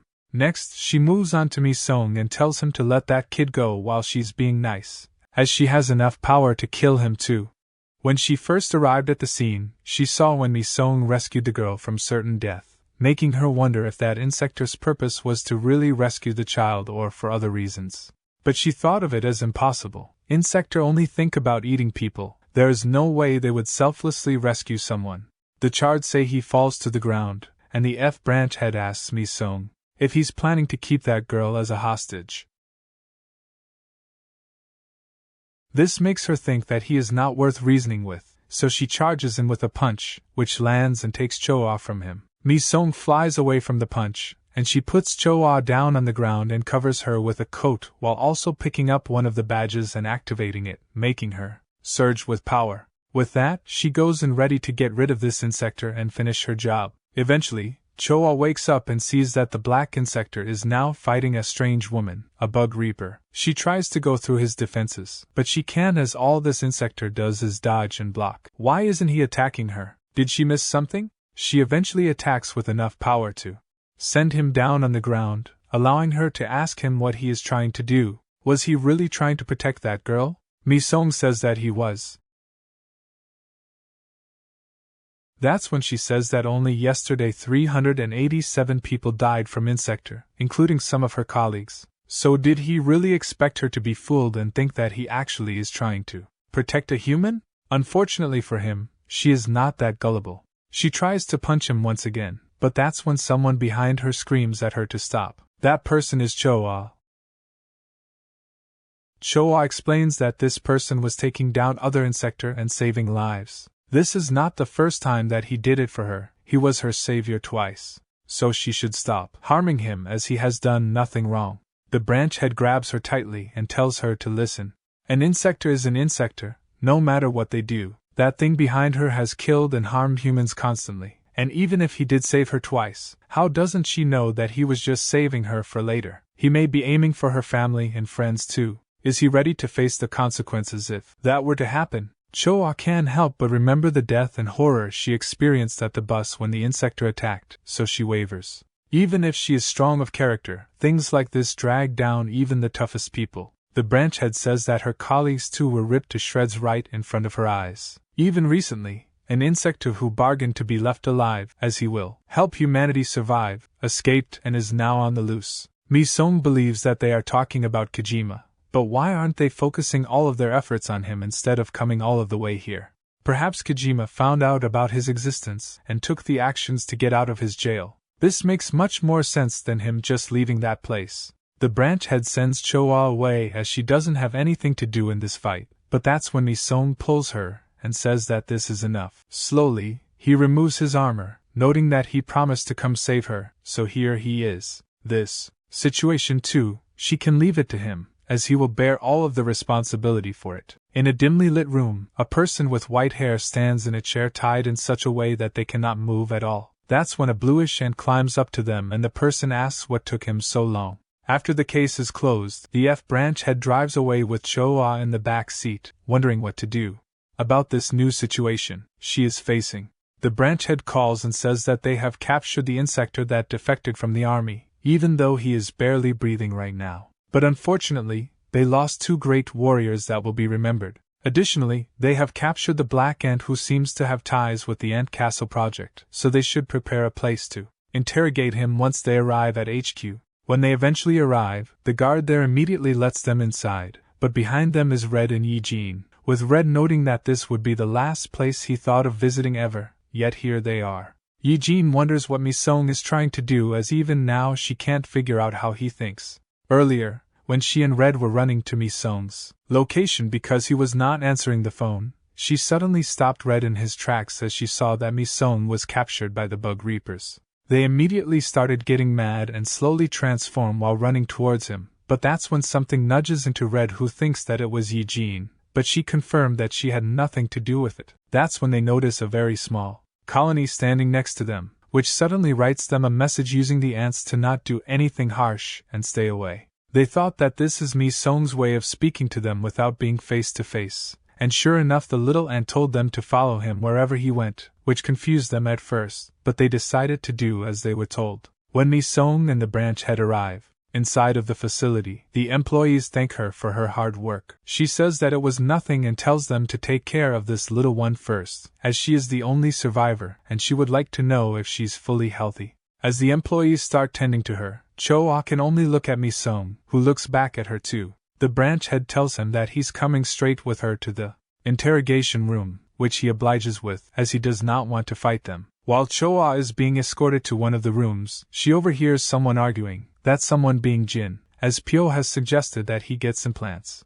Something which he does not like. Pyo comforts him. He knows that this is not the best situation, but it's what the doctors recommended, it's for his health. Choa notices that the old guy with glasses was the same one that asked her questions before, and the employee says that unfortunately they had some casualties, but she doesn't need to see that now. Jin says that he just cannot infuse himself with something of unknown origin. He already knows full well why. He still remembers the day when his disciples said that he would devote himself to learning even more, as there is no real way to protect everyone. So he will take the insector injection in order to find a way. He told him at the time to stop, as it would change him more than he thinks, but he did not listen to him, not a word. Even if taking the injection and the implants is the right course of action, relying on other powers than that of his own is trampling on his beliefs, so he refuses. Pyo asks if he's really going to fight like this to the end, which Jin confirms. Pyo expected this, but even if he is like this with only one leg and arm, he can still be classified as the strongest bug reaper there is.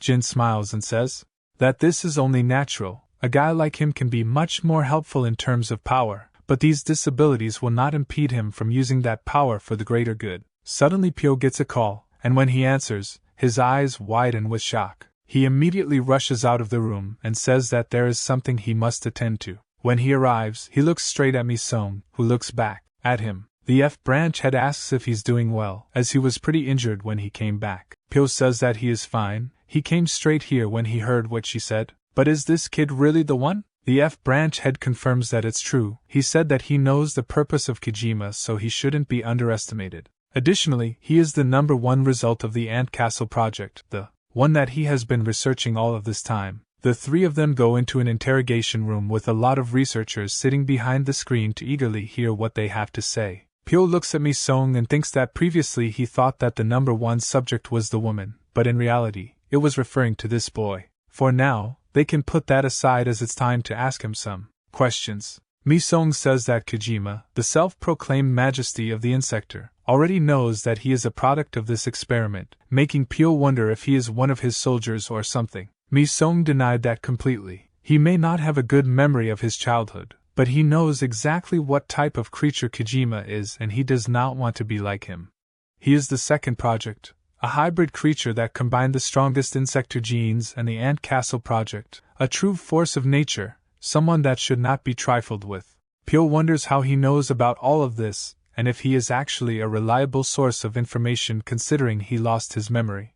Mi-sung continues, saying that Kojima is the vessel that will hold everything together, be it insector or humans.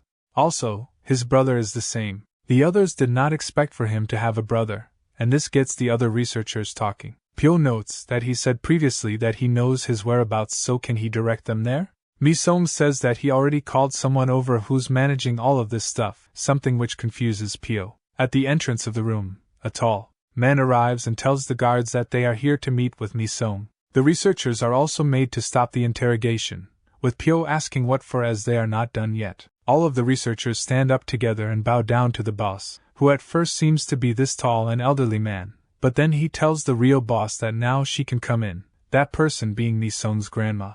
She tells them to stop staring around like there's something to see. She is just a grandma who came to visit her grandson. This woman, Jim, is the founder of the Bug Reapers. The different researchers are amazed to see the founder in this place, with some of them not even seeing her ever before. The senior researcher bows down to her and asks how she's been doing. She says that since she left things with them, she's been able to live a comfortable and easy life. But how are they doing these days? Everything good, he confirms. Everything is fine, but he hears that she is here to see who they have captured, an insector that could shed light on some things.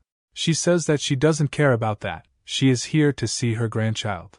The researchers are stumped for a moment, but then they all scream out in surprise as they did not expect her to say something like that. Pyo and the branch head wonder what is going on, and in a panic, the researchers tell them to let go of that boy now. Before they can do so, Mi-sung is already out of his restraints, something he was able to do the moment they put them on him. He asks the branch head if he can help him with these, which she agrees, but she shouldn't try anything while he is free as she can still take him down.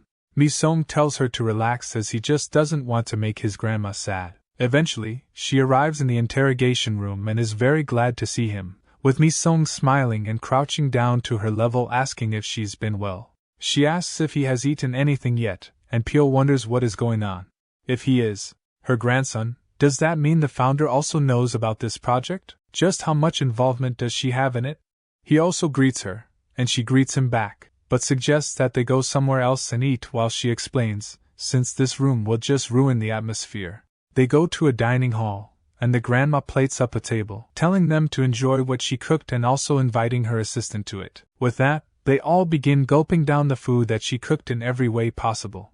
After they are done, the grandma says that she owes them some explanations. But first things first, she will tell them about how the bug reapers came to be. About 18 years ago, the summer was pretty hot and the cicadas were buzzing louder than usual. She was the owner of a pretty renowned company, and her assistant was still with her even then, who wanted to give her some reports. But she told him to wait as she was talking with her son. Her son, a police officer, was now talking with her about the food that she keeps sending, which he is thankful for as he can survive off of it. He also gave some to his friends, which they thoroughly enjoyed. She was glad to hear that and asked how his duties are going nowadays. He explained that soon he will get promoted, soon he will be like his father. She congratulated him for this and was happy for him. But he should take care of his body too, right? He agreed and said that he will. But that's when another officer screamed at him from HQ and told him to quickly get on duty as there is a reported murder case that just came to their doorstep. He apologized to his mother and ended the call with her, thinking that the signal just cut off. The assistant told her that thanks to him, she will feel comfortable on the streets. But she says that she would rather have him take over her business instead of becoming a cop like his father. The assistant noted that it meant that he just respects his father a lot. It only shows how well he was raised. She told him to stop or she would blush. But shortly afterwards, they got back to work, talking about their overseas exports and relations with other businesses that were sure to bring in more money at the end of the year. The cicadas suddenly became silent as they started to shed their old skin and become new. When her son got to the murder scene, the perpetrator was also there. But it wasn't any normal criminal, it was the first of the insector, a being that defied all logic because of how much he consumed. Just like the cicadas, he shed his old skin and shone more beautifully. The only difference was that this one evolved through the blood of others. Her son tried to defend himself, but he could not win against the thing, so he lost his life, letting the insector roam free. When she heard about it, she was destroyed. She didn't even know what to live for anymore, as he left just like his father did. They heard from the man who did the autopsy that the wounds he had couldn't have been man-made. No, these wounds, the way they were made, were from a beast that defies all logic. She cried as much as she could, but those tears eventually turned into anger and sorrow. When they got back to the office, she promised to find the bastard who killed her son, no matter what.